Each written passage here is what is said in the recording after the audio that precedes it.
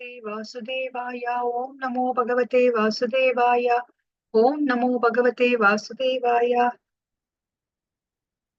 ಚಿತ್ರಕೇತು ಮಹಾರಾಜನ ಪ್ರಾರ್ಥನೆಗಳು. ಸ್ಕಂದ 6, ಅಧ್ಯಾಯ 16, 34ರಿಂದ 48 ಶ್ಲೋಕಗಳು. ಚಿತ್ರಕೇತುರುವಾಚ ಅಜಿತ ಸಮಮತಿಭಿಃ ಸಾಧುಭಿರ್ಭವಾನ್ ಜಿತಾತ್ಮಭಿರ್ಭವತಾ ವಿಜಿತಾಸ್ತೆಪಿ ಚ ಭಜತಾಂ ಅಕಾಮಾತ್ಮಾನಾಂ ಯ ಆತ್ಮದೋ ಅತಿ ಕರುಣಃ. ಚಿತ್ರಕೇತು ಹೇಳಿದನು, ಅವಿಚೇತನಾದ ಹೇ ಭಗವಂತನೇ, ನಿನ್ನನ್ನು ಯಾರೂ ಜಯಿಸಲಾರರಾದರೂ ಮನಸ್ಸು ಮತ್ತು ಇಂದ್ರಿಯಗಳನ್ನು ನಿಗ್ರಹಿಸಿದ ಭಕ್ತರು ನಿನ್ನನ್ನು ನಿಜವಾಗಿಯೂ ಜಯಿಸಬಲ್ಲರು. ನಿನ್ನಿಂದ ಯಾವ ಲೌಕಿಕವಾದ ಲಾಭವನ್ನೂ ಅಪೇಕ್ಷಿಸದ ಭಕ್ತರ ವಿಷಯದಲ್ಲಿ ಉದ್ದೇಶವಿಲ್ಲದೆಯೇ ಕರುಣೆ ತೋರುವೆ. ಆದ್ದರಿಂದ ಅಂತಹ ಭಕ್ತರು ನಿನ್ನನ್ನು ಅವರ ಅಧೀನದಲ್ಲಿಟ್ಟುಕೊಳ್ಳಬಲ್ಲರು. ವಾಸ್ತವವಾಗಿ ನಿನ್ನನ್ನು ನೀನು ಅವರಿಗೆ ಸಮರ್ಪಿಸಿಕೊಂಡಿರುವೆ. ಇದೇ ಕಾರಣಕ್ಕಾಗಿ ಭಕ್ತರ ಮೇಲೂ ನಿನಗೂ ಪೂರ್ತಿಯಾದ ನಿಯಂತ್ರಣವಿರುವುದು. ಶ್ಲೋಕ 35.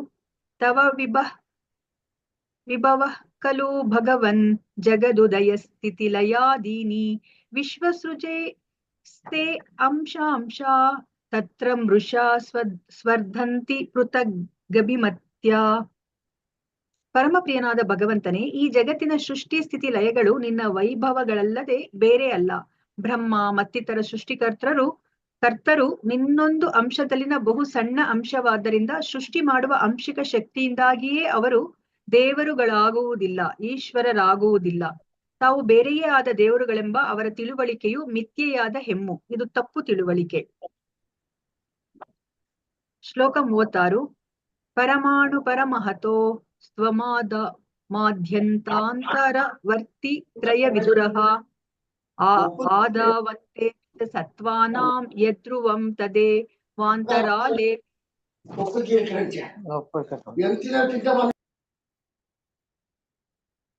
ಈ ಜಗತ್ತಿನಲ್ಲಿನ ಅಣುವಿನಂತಹ ಸೂಕ್ಷ್ಮ ಕಣದಿಂದ ಹಿಡಿದು ದೈತ್ಯಾಕಾರದ ಬ್ರಹ್ಮಾಂಡಗಳು, ಸಮಸ್ತ ಭೌತಿಕ ಶಕ್ತಿ, ಇವುಗಳ ಆದಿ ಅಂತ್ಯ ಮಧ್ಯದಲ್ಲಿಯೂ ನೀನಿರುವೆ. ಹಾಗಿದ್ದು ನೀನು ನಿರಂತರನಾದವನು, ಆದಿ ಅಂತ್ಯ ಮಧ್ಯಾವಸ್ಥೆಗಳಿಲ್ಲದವನು, ಈ 3 ಹಂತಗಳಲ್ಲಿ ಇರುವವನು ಎಂದು ಗ್ರಹಿಸಲಾಗಿರುವ ನೀನು ಶಾಶ್ವತನು. ಜಗತ್ತಿನ ವ್ಯಕ್ತರೂಪವು ಇಲ್ಲವಾದಾಗಲೂ ನೀನು ಮೂಲ ಶಕ್ತಿಯಾಗಿ ಉಳಿದಿರುವೆ. ಶ್ಲೋಕ 37. ಕ್ಷಿತ್ಯಾದಿಭಿರೇಷ ಕಿಲಾವೃತಃ ಸಪ್ತಭಿರ್ದಶ ಗುಣೋತ್ತರೈರಂಡಕೋಶಃ ಯತ್ರ ಪತ್ಯತ್ಯಣು ಕಲ್ಪಃ ಸಹಾಂಡ ಕೋಟಿ ಬಿಸ್ತದನಂತಹ. ಪ್ರತಿಯೊಂದು ಬ್ರಹ್ಮಾಂಡವು ಭೂಮಿ, ಜಲ, ಅಗ್ನಿ, ವಾಯು, ಆಕಾಶ, ಸಮಗ್ರ ಶಕ್ತಿ ಮತ್ತು ಮಿಥ್ಯಾಹಂಕಾರವೆಂಬ 7 ಪದರಗಳನ್ನ ಹೊಂದಿದೆ. ಇವುಗಳಲ್ಲಿ ಒಂದೊಂದು ಹಿಂದಿನದಕ್ಕಿನ್ನ 10 ಪಟ್ಟು ವಿಸ್ತಾರವಾದದ್ದು. ಈ ಜಗತ್ತೇ ಅಲ್ಲದೆ ಲೆಕ್ಕಕ್ಕೆ ಸಿಕ್ಕದಷ್ಟು ಜಗತ್ತುಗಳಿವೆ. ಅವು ಸೀಮಾತೀತವೆನ್ನುವಷ್ಟು ಬೃಹತ್ತಾದವುಗಳಾದರೂ ನಿನ್ನ ಮಟ್ಟಿಗೆ ಅಣುಗಳಂತೆಯೇ ಚಲಿಸುತ್ತವೆ. ಆದ್ದರಿಂದ ನಿನ್ನನ್ನು ಸೀಮಾತೀತ, ಅನಂತ ಎಂದು ಕರೆಯುತ್ತಾರೆ. ಶ್ಲೋಕ 38. ವಿಷಯ ತೃಷೋ ನರಪಶವೋ ಯಾ ಉಪಾಸತೆ ವಿಭೂತಿರ್ನ ಪರಂ ತ್ವಾಂ ತೇಷಾಮಾಶೀಷ ಈಶಾ ತದನು ವಿನಶ್ಯಂತಿ ಯಥಾ ರಾಜಕುಲಂ. ಏ ಪರಮೋನ್ನತನಾದ ಭಗವಂತನೇ, ಇಂದ್ರಿಯ ತುಷ್ಟಿಗಾಗಿ ಹಾತೊರೆಯುವ ಬುದ್ಧಿಶೂನ್ಯರಾದ ಜನರು ನಾನಾ ದೇವತೆಗಳನ್ನ ಪೂಜಿಸುತ್ತಾರೆ. ಇಂತಹವರು ಮನುಷ್ಯ ರೂಪದ ಪಶುಗಳಿಗಿಂತ ಉತ್ತಮರೇನಲ್ಲ. ಪಾಶವಿ ಪ್ರವೃತ್ತಿಗಳ ಕಾರಣ ಈ ಜನ ನಿನ್ನ ಆರಾಧನೆಯಲ್ಲಿ ವಿಫಲರಾಗುತ್ತಾರೆ. ಬದಲಿಗೆ ಗಣನೆಗೆ ಬಾರದ ದೇವತೆಗಳನ್ನ ಪೂಜಿಸುತ್ತಾರೆ. ಈ ದೇವತೆಗಳು ನಿನ್ನ ಭವ್ಯತೆಯ ಸಣ್ಣ ಕಿಡಿಗಳಲ್ಲದೆ ಬೇರೇನಲ್ಲ. ಈ ಇಡೀ ಬ್ರಹ್ಮಾಂಡವು ಲಯವಾದಾಗ ಅಧಿಕಾರದಲ್ಲಿಲ್ಲದ ದೊರೆಯ ಉದಾತ್ತ ವ್ಯಕ್ತಿತ್ವದಂತೆ ದೇವತೆಗಳು, ಅವರು ಕೊಟ್ಟ ವರಗಳು ಲಯವಾಗುತ್ತವೆ. ಶ್ಲೋಕ 39. ಕಾಮಾದಿಯಸ್ತ್ವಯಿ ರಚಿತಾನ ಪರಮ ರೋಹಂತಿ ಯಥಾ ಕರಂಬ ಬೀಜಾನಿ ಜ್ಞಾನಾತ್ಮನ್ಯ ಗುಣಮಯೇ ಗುಣಗಣೋತೋ ಅಸ್ಯ ದ್ವಂದ್ವ ಜಾಲಾನಿ. ಹೇ ಭಗವಂತನೇ, ಸರ್ವಜ್ಞಾನ ಮೂಲನು, ಭೌತಿಕ ಗುಣಗಳಿಗೆ ಅತೀತನೂ ಆದ ನಿನ್ನನ್ನು ಇಂದ್ರಿಯ ತುಷ್ಟಿಯಂತಹ ಲೌಕಿಕ ಅಪೇಕ್ಷೆಗಳ ಗೀಳು ಹಿಡಿದವರು ಐಹಿಕ ಐಶ್ವರ್ಯಗಳಿಂದ ವೈಭವಯುತವಾಗಿ ಪೂಜಿಸಿದರೆ ಅಂತಹವರಿಗೆ ನಿಸ್ಸಾರವಾದ ಅಥವಾ ಹುರಿದ ಬೀಜಗಳು ಹೇಗೆ ಮೊಳೆಯುವುದಿಲ್ಲವೋ ಹಾಗೆ ಭೌತಿಕ ಪುನರ್ಜನ್ಮವು ಪ್ರಾಪ್ತವಾಗುವುದಿಲ್ಲ. ಭೌತಿಕ ಪ್ರಕೃತಿಗೆ ಬದ್ಧರಾಗಿರುವ ಕಾರಣ ಜೀವಿಗಳಿಗೆ ಪುನಃ ಹುಟ್ಟು ಸಾವುಗಳು ಉಂಟಾಗುವುವು. ನೀನು ಅಲೌಕಿಕನಾದುದರಿಂದ ನಿನ್ನ ಅಲೌಕಿಕತೆಯಲ್ಲಿ ಭಾಗಿಯಾಗುವ ಒಲವಿರುವವನು ಪ್ರಾಕೃತಿಕ ಗುಣಪ್ರಭಾವಗಳಿಂದ ಪಾರಾಗುವನು. ಶ್ಲೋಕ 40. ಜಿತಮಜಿತ ತದಾ ಭವತಾ ಯದಾಹ ಭಾಗವತಂ ಧರ್ಮಮನ ವಧ್ಯಂ ನಿಷ್ಕಿಂಚನಾಯೇ ಮನಯ ಆತ್ಮಾರಾಮ ಯಮುಪಾಸತೆ ಅಪವರ್ಗಾಯ. ಏ ಅಜಯನಾದವನೇ, ನಿನ್ನ ಪಾದ ಪದ್ಮಗಳ ಆಶ್ರಯ ಪಡೆಯಲು ಅಕಳಂಕಿತ ಧರ್ಮ ಪದ್ಧತಿಯಾದ ಭಾಗವತ ಧರ್ಮವನ್ನು ಕುರಿತು ನೀನು ಮಾತನಾಡಿದ್ದು ನಿನ್ನ ವಿಜಯವಾಯಿತು. ಸ್ವಯಂ ಸಂತೃಪ್ತರಾದವರೂ ಐಹಿಕ ಅಪೇಕ್ಷೆಗಳನ್ನು ತೊರೆದವರೂ ಆದ ಕುಮಾರರಂತಹ ಋಷಿಗಳು ಪ್ರಾಪಂಚಿಕ ಕಲ್ಮಶಗಳಿಂದ ಮುಕ್ತರಾಗಲು ನಿನ್ನನ್ನು ಪೂಜಿಸುತ್ತಾರೆ. ಬೇರೆ ರೀತಿಯಲ್ಲಿ ಹೇಳುವುದಾದ್ರೆ ನಿನ್ನ ಪಾದ ಪದ್ಮಗಳ ಆಶ್ರಯ ಗಳಿಸಲು ಭಾಗವತ ಧರ್ಮವನ್ನ ಸ್ವೀಕರಿಸುತ್ತಾರೆ. ಶ್ಲೋಕ 41. ವಿಷಯಮತಿರ್ ನಯತ್ರ ನೃಣಾಂ ತ್ವಮಹಮಿತಿ ಮಮ ತವೇತಿ ಚ ಯದನ್ಯತ್ರ ವಿಷಮಧಿಯಾ ರಚಿತೋ ಯಃ ಸಾಹ ವಿಶುದ್ಧ ಕ್ಷಯಿಷ್ಣುರ ಧರ್ಮ ಬಹುಲಃ. ಭಾಗವತ ಧರ್ಮವನ್ನು ವಿನಾಯಿಸಿ ಬೇರೆಲ್ಲಾ ಧರ್ಮ ಪಂಥಗಳು ವಿರೋಧಾಭಾಸಗಳಿಂದ ತುಂಬಿದ್ದಾಗಿವೆ. ಅವು ಕಾಮ್ಯ ಫಲಗಳ ಮತ್ತು ನೀನು ನಾನು ನಿನ್ನದು ನನ್ನದು ಎಂಬ ತಾರತಮ್ಯದ ಕಲ್ಪನೆಗಳ ರೀತಿಯ ಕೆಲಸ ಮಾಡುತ್ತವೆ. ಇಂತಹ ಪ್ರಜ್ಞೆಯು ಶ್ರೀಮದ್ ಭಾಗವತದ ಅನುಯಾಯಿಗಳಿಗಲ್ಲ. ಭಾಗವತ ಅನುಯಾಯಿಗಳಿಗೆ ಇರುವುದು ಕೃಷ್ಣ ಪ್ರಜ್ಞೆಯೊಂದೇ. ಇವರು ಕೃಷ್ಣನು ಅವರವನೆಂದು, ಅವರು ಕೃಷ್ಣನಿಗೆ ಸೇರಿದವರೆಂದೂ ಆಲೋಚಿಸುತ್ತಾರೆ. ಇನ್ನೂ ಹೀನ ದರ್ಜೆಯ ಧರ್ಮ ಪಂಥಗಳುಂಟು. ಶತ್ರು ಮರ್ದನ ಅಥವಾ ಯೋಗ ಶಕ್ತಿಯ ಗಳಿಕೆ ಈ ಪಂಥಗಳ ಆಲೋಚನಾ ಮಾರ್ಗವಾಗಿದೆ. ಇಂತಹ ಧರ್ಮ ಪಂಥಗಳು ಮೋಹ ಮತ್ತು ಮತ್ಸಗಳಿಂದ ತುಂಬಿದ್ದು ಅಶುದ್ಧವೂ ಅಶಾಶ್ವತವೂ ಆಗಿದೆ. ಈರ್ಷ್ಯಾಪೂರ್ಣವಾಗಿರುವ ಕಾರಣ ಇವು ಅಧರ್ಮದಿಂದ ತುಂಬಿವೆ. ಶ್ಲೋಕ 42. ಕ್ಷಃ ಕ್ಷೇಮೋ ನಿಜ ಪರಯೋಃ ಕಿಯಾನ್ ವಾರ್ತಃ ಸ್ವಪರುದ್ರುಹ ಧರ್ಮೇಣ ಸ್ವದ್ರೋಹಾತ್ತವ ಕೋಪಃ ಪರಸಪಿಂಡಯ ಚ ತಥಾ ಧರ್ಮಃ. ತನ್ನ ಮತ್ತು ಇತರರ ಬಗೆಗೆ ಅಸೂಯೆಯನ್ನು ಪ್ರಚೋದಿಸುವ ಧರ್ಮ ಪಂಥವೊಂದು ತನಗಾಗಲಿ ಅಥವಾ ಇತರಿಗಾಗಲಿ ಹೇಗೆ ತಾನೇ ಉಪಕಾರ ಮಾಡೀತು? ಇಂತಹ ಧರ್ಮಗಳನ್ನು ಪಾಲಿಸುವುದರಿಂದ ಏನು ಶುಭ ಸಾಧಿಸಿದಂತಾಯಿತು? ಇದರಿಂದ ಬರುವ ಲಾಭವಾದರೂ ಏನು? ವ್ಯಕ್ತಿಯು ಈರ್ಷ್ಯೆಯಿಂದ ತನ್ನನ್ನು ತಾನು ಘಾತಿಸಿಕೊಂಡು ಇತರರಿಗೆ ನೋವನ್ನುಂಟು ಮಾಡಿ ನಿಮ್ಮ ಕ್ರೋಧವನ್ನು ಕೆರಳಿಸಿ ಅಧರ್ಮವನ್ನ ಆಚರಿಸುತ್ತಾನೆ. ಶ್ಲೋಕ 43.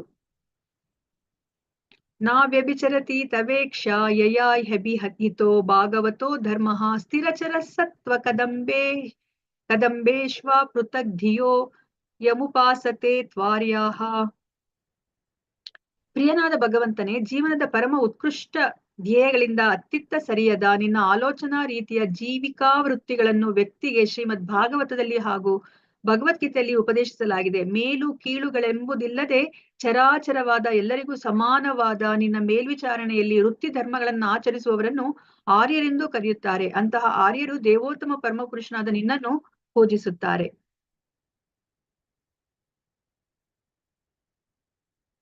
ಶ್ಲೋಕ 44. ನಹಿ ಭಗವನ್ನ ಘಟಿತಮಿದಂ ತ್ವದ್ದರ್ಶನಾನ್ ನೃಣಾಮಖಿಲ ಪಾಪಕ್ಷಯಃ ಯನ್ನಾಮ ಸಕೃಚ್ರವಣಾತ್ ಪುಕ್ಕಶೋ ಅಪಿ ವಿಮುಚ್ಯತೆ ಸಂಸಾರಾತ್. ನನ್ನ ದೇವರೇ, ನಿನ್ನ ದರ್ಶನ ಪಡೆದು ಸಕಲ ಲೌಕಿಕ ಕಲ್ಮಶಗಳಿಂದ ತತ್ಕ್ಷಣ ಮುಕ್ತನಾಗುವುದು ಅಸಾಧ್ಯವೇನೂ ಅಲ್ಲ. ನಿನ್ನನ್ನು ಪ್ರತ್ಯಕ್ಷವಾಗಿ ಕಾಣುವುದು ಹಾಗಿರಲಿ. ಒಂದೇ ಒಂದು ಸಲ ನಿನ್ನ ನಾಮಧೇಯವನ್ನು ಕೇಳಿದ ಮಾತ್ರಕ್ಕೆ ಅತ್ಯಂತ ಹೀನ ವರ್ಗದ ಚಂಡಾಲರು ಕೂಡ ಎಲ್ಲ ಐಹಿಕ ಕಲ್ಮಶಗಳಿಂದ ಮುಕ್ತರಾಗುತ್ತಾರೆ. ಶ್ಲೋಕ 45. ಅಥ ಭಗವನ್ ವಯಮಧುನಾ ತ್ವದವಲೋಕ ಪರಿಮೃಷ್ಟಾಶಯ ಮಲಾಹ ಸುರ ಋಷೀಣಾ ಯತ್ ಕಥಿತಂ ತಾವಕೇನ ಕಥಮನ್ಯಥಾ ಭವತಿ. ಆದುದರಿಂದ ನನ್ನ ಪ್ರಿಯನಾದ ಭಗವಂತನೇ, ಪಾಪ ಕರ್ಮಗಳ ಫಲವಾಗಿ ಬಂದ ಪ್ರಾಪಂಚಿಕ ಮೋಹ ಮತ್ತು ವಿಷಯ ಭೋಗಾಪೇಕ್ಷೆಗಳು ನನ್ನ ಮನಸ್ಸು ಹೃದಯಗಳನ್ನು ತುಂಬಿಕೊಂಡಿತ್ತು. ಅವೆಲ್ಲವೂ ನಿನ್ನ ದರ್ಶನ ಮಾತ್ರದಿಂದಲೇ ತೊಡೆದು ಹೋಯಿತು. ಮಹರ್ಷಿಗಳಾದ ನಾರದ ಮುನಿಗಳು ಹೇಳಿದ ಭವಿಷ್ಯವಾಣಿಯು ಹುಸಿಯಾಗಲಿಕ್ಕೆ ಎಡೆಯಿಲ್ಲ. ಬೇರೆಯ ಮಾತುಗಳಲ್ಲಿ ಹೇಳುವುದಾದರೆ, ನಾರದ ಮುನಿಗಳು ನೀಡಿದ ಶಿಕ್ಷಣದ ಫಲವಾಗಿ ನನಗೆ ನಿನ್ನ ಸಂದರ್ಶನವು ಲಭ್ಯವಾಯಿತು. ಶ್ಲೋಕ 46. ವಿದಿತಮನಂತ ಸಮಸ್ತಂ ತವ ಜಗದಾತ್ಮನೋ ಜನೈರಿಹ ಚರಿತಂ ವಿಜ್ಞಾಪ್ಯಂ ಪರಮಗುರೋಃ ಕಿಯದಿವ ಸವಿತುರಿವ ಖದ್ಯೋತ್ಯೈಹಿ. ಏ ಅಸೀಮನಾದ ದೇವೋತ್ತಮ ಪರಮಪುರುಷನೇ, ನೀನು ಪರಮಾತ್ಮನಾದುದರಿಂದ ಈ ಐಹಿಕ ಜಗತ್ತಿನಲ್ಲಿ ಜೀವಿಯು ಮಾಡುವ ಕ್ರಿಯೆಗಳೆಲ್ಲವೂ ನಿನಗೆ ಬಹು ಚೆನ್ನಾಗಿ ತಿಳಿದಿರುತ್ತದೆ. ಸೂರ್ಯ ಪ್ರಕಾಶವಿದ್ದಾಗ ಮಿಂಚು ಹುಡುವಿನ ಬೆಳಕು ತೋರಬಲ್ಲದ್ದು ಏನೂ ಇಲ್ಲ. ಅದೇ ರೀತಿ ನೀನು ಎಲ್ಲವನ್ನು ಬಲ್ಲೆಯಾದ್ದರಿಂದ ನಾನು ನಿನ್ನ ಸಮ್ಮುಖದಲ್ಲಿ ಹರಹುವಂತಹದೇನೂ ಇಲ್ಲ. ಶ್ಲೋಕ 47. ನಮಸ್ತುಭ್ಯಂ ಭಗವತೆ ಸಕಲ ಜಗಸ್ಥಿತ ಲಯೋದಯೇಶಾಯ ದುರವಸೀತಾತ್ಮಗತಯೇ ಕುಯೋಗಿನಾಂ ಬಿದಾ ಪರಮಹಂಸಾಯ. ನನ್ನ ಪ್ರಿಯ ಪ್ರಭುವೆ, ನೀನು ಈ ವಿಶ್ವಾಭಿವ್ಯಕ್ತಿಯ ಸೃಷ್ಟಿ ಸ್ಥಿತಿ ಲಯಗಳಿಗೆ ಕಾರಣನು. ಅತಿ ಪ್ರಾಪಂಚಿಕರು, ಸದಾ ಪ್ರತ್ಯೇಕತೆಯನ್ನೇ ಕಾಣುವವರೂ ಆದ ಜನರು ನಿನ್ನನ್ನು ಕಾಣಬಲ್ಲ ಕಣ್ಣುಗಳನ್ನ ಹೊಂದಿಲ್ಲ. ನಿನ್ನ ನೈಜ ಸ್ಥಾನವೇನೆಂಬುದು ಅವರಿಗೆ ಅರ್ಥವಾಗದು. ಹಾಗಾಗಿ ಈ ವಿಶ್ವಾಭಿವ್ಯಕ್ತಿಯು ನಿನ್ನ ವೈಭವದಿಂದ ಸ್ವತಂತ್ರವಾದದ್ದೆಂದು ಈ ಜನ ನಿರ್ಣಯಿಸುತ್ತಾರೆ. ಭಗವಂತನೇ, ನೀನು ಪರಮ ಪುನೀತನು, ಸಕಲ ಷಡ್ಯೈಶ್ವರ್ಯ ಪರಿಪೂರ್ಣನು. ಆದುದರಿಂದ ನಾನು ನಿನಗೆ ಗೌರವಪೂರ್ಣ ಪ್ರಣಾಮಗಳನ್ನ ಅರ್ಪಿಸುತ್ತೇನೆ. ಶ್ಲೋಕ 48. ಯಂ ವೈಶ್ವಾಸಂತಮನು ವಿಶ್ವಸೃಜಃ ಶ್ವಸಂತಿ, ಯಂ ಚೇಕಿತಾನಮನು ಉಚಿತ್ತಯ ಉಚ್ಚಕಂತಿ, ಭೂಮಂಡಲಂ ಸರ್ಷಪಾಯತಿ ಯಸ್ಯ ಮೂರ್ಧ್ನಿ, ತಸ್ಮೈ ನಮೋ ಭಗವತೇಸ್ತು ಸಹಸ್ರಮೂರ್ಧ್ನೆ. ನನ್ನ ಪ್ರಿಯ ಪ್ರಭುವೆ, ನೀನು ಕ್ರಿಯಾಶೀಲನಾದ ಬಳಿಕ ಬ್ರಹ್ಮ, ಇಂದ್ರ ಮತ್ತಿತರ ಜಗದಭಿವ್ಯಕ್ತಿಯ ನಿರ್ದೇಶಕರು ತಮ್ಮ ನಿಯತ ಕಾರ್ಯಗಳಲ್ಲಿ ಪ್ರವೃತ್ತರಾಗುವರು. ನನ್ನ ದೇವರೇ, ಭೌತಿಕ ಶಕ್ತಿಯನ್ನು ನೀನು ಗ್ರಹಿಸಿದ ಬಳಿಕ ಇಂದ್ರಿಯಗಳು ಗ್ರಹಿಸಲು ಪ್ರಾರಂಭಿಸುವವು. ದೇವೋತ್ತಮ ಪರಮಪುರುಷನು ಎಲ್ಲ ಬ್ರಹ್ಮಾಂಡಗಳನ್ನು ಸಾಸಿವೆ ಕಾಳುಗಳನ್ನು ಹೊತ್ತಂತೆ ತನ್ನ ಶಿರಗಳ ಮೇಲೆ ಹೊತ್ತಿರುವನು. ಪರಮ ಪುರುಷನು ಸಹಸ್ರ ಎಡೆಗಳನ್ನುಳ್ಳವನೂ ಆದ ನಿನಗೆ ನನ್ನ ಗೌರವಪೂರ್ವಕವಾದ ನಮಸ್ಕಾರಗಳನ್ನು ಸಮರ್ಪಿಸುತ್ತೇನೆ. ಹರೇ ಕೃಷ್ಣ. ರುದ್ರಾಸ್ ಚಿತ್ರಕೇತು ಮಹಾರಾಜನ ಪ್ರಾರ್ಥನೆಗಳು ಇಲ್ಲಿಗೆ ಪೂರ್ಣವಾಯಿತು. ಹರೇ ಕೃಷ್ಣ ಕೃಷ್ಣ ಕೃಷ್ಣ ಹರೇ ಹರೇ, ಹರೇ ರಾಮ ರಾಮ ರಾಮ ಹರೇ ಹರೇ, ಹರೇ ಕೃಷ್ಣ ಕೃಷ್ಣ ಕೃಷ್ಣ ಹರೇ ಹರೇ, ಹರೇ ರಾಮ ರಾಮ ರಾಮ ಹರೇ ಹರೇ, ಹರೇ ಕೃಷ್ಣ ಕೃಷ್ಣ ಕೃಷ್ಣ ಹರೇ ಹರೇ, ಹರೇ ರಾಮ ರಾಮ ರಾಮ ಹರೇ ಹರೇ. ಹರೇ ಕೃಷ್ಣ ಮಾತಾಜಿ. ಹರೇ ಕೃಷ್ಣ ಗೀತಾ ಮಾತಾಜಿ. ಹರೇ ಕೃಷ್ಣ. ಹರೇ ಕೃಷ್ಣ ಎಲ್ಲರಿಗೂ. ಹರೇ ಕೃಷ್ಣ ಮಾತಾಜಿ. ಹರೇ ಕೃಷ್ಣ ಮಾತಾಜಿ. ರೇಖಾ ಮಾತಾಜಿ, ಎಲ್ಲರಿಗೂ ಈ ಕಾರ್ಯಕ್ರಮಕ್ಕೆ ಸ್ವಾಗತವನ್ನ ಕೋರ್ತಾ ಇದ್ದೀನಿ. ಇವತ್ತಿನ ಕಾರ್ಯಕ್ರಮವನ್ನು ಶುರು ಮಾಡ್ಲಿಕ್ಕೆ ಮುಂಚೆ ಒಂದು ಭಜನನ್ನ ಮಾಡ್ತೀನಿ. ಇದು ನಾರದ ಮುನಿಗಳ ಕುರಿತಾಗಿ ಇರುವಂತದ್ದು. ಭಕ್ತಿವಿನೋದ ಠಾಕೂರ್ ಅವ್ರು ಬರ್ದಿರೋದು. ಇವತ್ತಿನ ದಿವಸ ನಾವು ನೋಡ್ತೀವಿ ನಾರದ ಮುನಿಗಳು ಹೇಗೆ ಚಿತ್ರಕೇತು ಮಹಾರಾಜನಿಗೆ ಅವರು ಬೋಧನೆಯನ್ನ ಮಾಡ್ತಾರೆ. ಅದಾದ್ಮೇಲೆ ಹೇಗೆ ಚಿತ್ರಕೇತು ಮಹಾರಾಜ ಆ ಸಂಕರ್ಷಣನ ಪಾದ ಕಮಲಗಳ ಆಶ್ರಯವನ್ನ ಪಡಿಲಿಕ್ಕೆ ಸಾಧ್ಯ ಆಗುತ್ತೆ, ಸಂಕರ್ಷಣನ ದರ್ಶನವನ್ನ ಪಡಿಲಿಕ್ಕೆ ಸಾಧ್ಯ ಆಗುತ್ತೆ ಅಂತ ನಾವು ನೋಡೋಣಂತೆ. ಸೊ ನಾರದ ಮುನಿಗಳ ಸಂಪರ್ಕಕ್ಕೆ ಯಾರೇ ಬಂದ್ರು ಸಹ ಅವರು ಭಗವದ್ ಭಕ್ತರಾಗ್ಬಿಡ್ತಾರೆ ಅಲ್ವಾ. ನಾವ್ ಎಷ್ಟೊಂದು ಉದಾಹರಣೆಗಳನ್ನ ನೋಡಿದೀವಿ. ಮೃಗಾರಿ ಅಂತವನು ಸಹ ಭಗವದ್ ಭಕ್ತನಾಗ್ತಾರೆ, ವಾಲ್ಮೀಕಿ, ಮತ್ತೆ ಇಲ್ಲಿ ಇವಾಗ ಚಿತ್ರಕೇತು ಮಹಾರಾಜ, ಇದೇ ತರ ಎಷ್ಟು ಜನರಿಂದ ನಾವು ನೋಡಿದೀವಿ ಅಲ್ವಾ. ಸೊ ಇವಾಗ ನಾರದ ಮುನಿಗಳ ಭಜನನ್ನ ನೋಡೋಣ. ನಾರದ ಮುನಿ ಭಜಯ ವಿನಾ ರಾಧಿಕ ರಮಣ ನಾಮೆ, ನಾರದ ಮುನಿ ಭಜಯ ವಿನಾ ರಾಧಿಕ ರಮಣ ನಾಮೆ, ನಾಮ ಮನಿ ಹುದಿತ ಹಯ ಬಕತ ಗೀತ ಸಾಮೆ, ನಾರದ ಮುನಿ ಭಜಯ ವಿನಾ ರಾಧಿಕ ರಮಣ ನಾಮೆ, ಅಮಿಯ ಧಾರಾ ಭಾರಿಷೆ ಘನ ಶ್ರವಣ ಯುಗಳೆ ಗೀಯ, ಭಕ್ತ ಜನ ಸಗಣೆ ನಾಚೆ ಬೋರಿಯ ಅಪನಹಿಯ, ನಾರದ ಮುನಿ ಭಜಯ ವಿನಾ ರಾಧಿಕ ರಮಣ ನಾಮೆ, ಮಾಧುರಿ ಪೂರ ಆಸವ ಪಶಿ ಮಾತಯ ಜಗತ ಜಾನೆ, ಕೆ ಹೋವ ಕಾಂದೆ ಕೆ ಹೋವ ನಾಚೆ ಕೆ ಹೋ ಮಾತೆ ಮನೆ ಮಾನೆ, ನಾರದ ಮುನಿ ಭಜಯ ವಿನಾ ರಾಧಿಕ ರಮಣ ನಾಮೆ, ಪಂಚವದನ ನಾರದೆ ಧೋರಿ ಪ್ರೇಮೆ ರಸಗನ ರೋಲಾ, ಕಮಲಾಸನ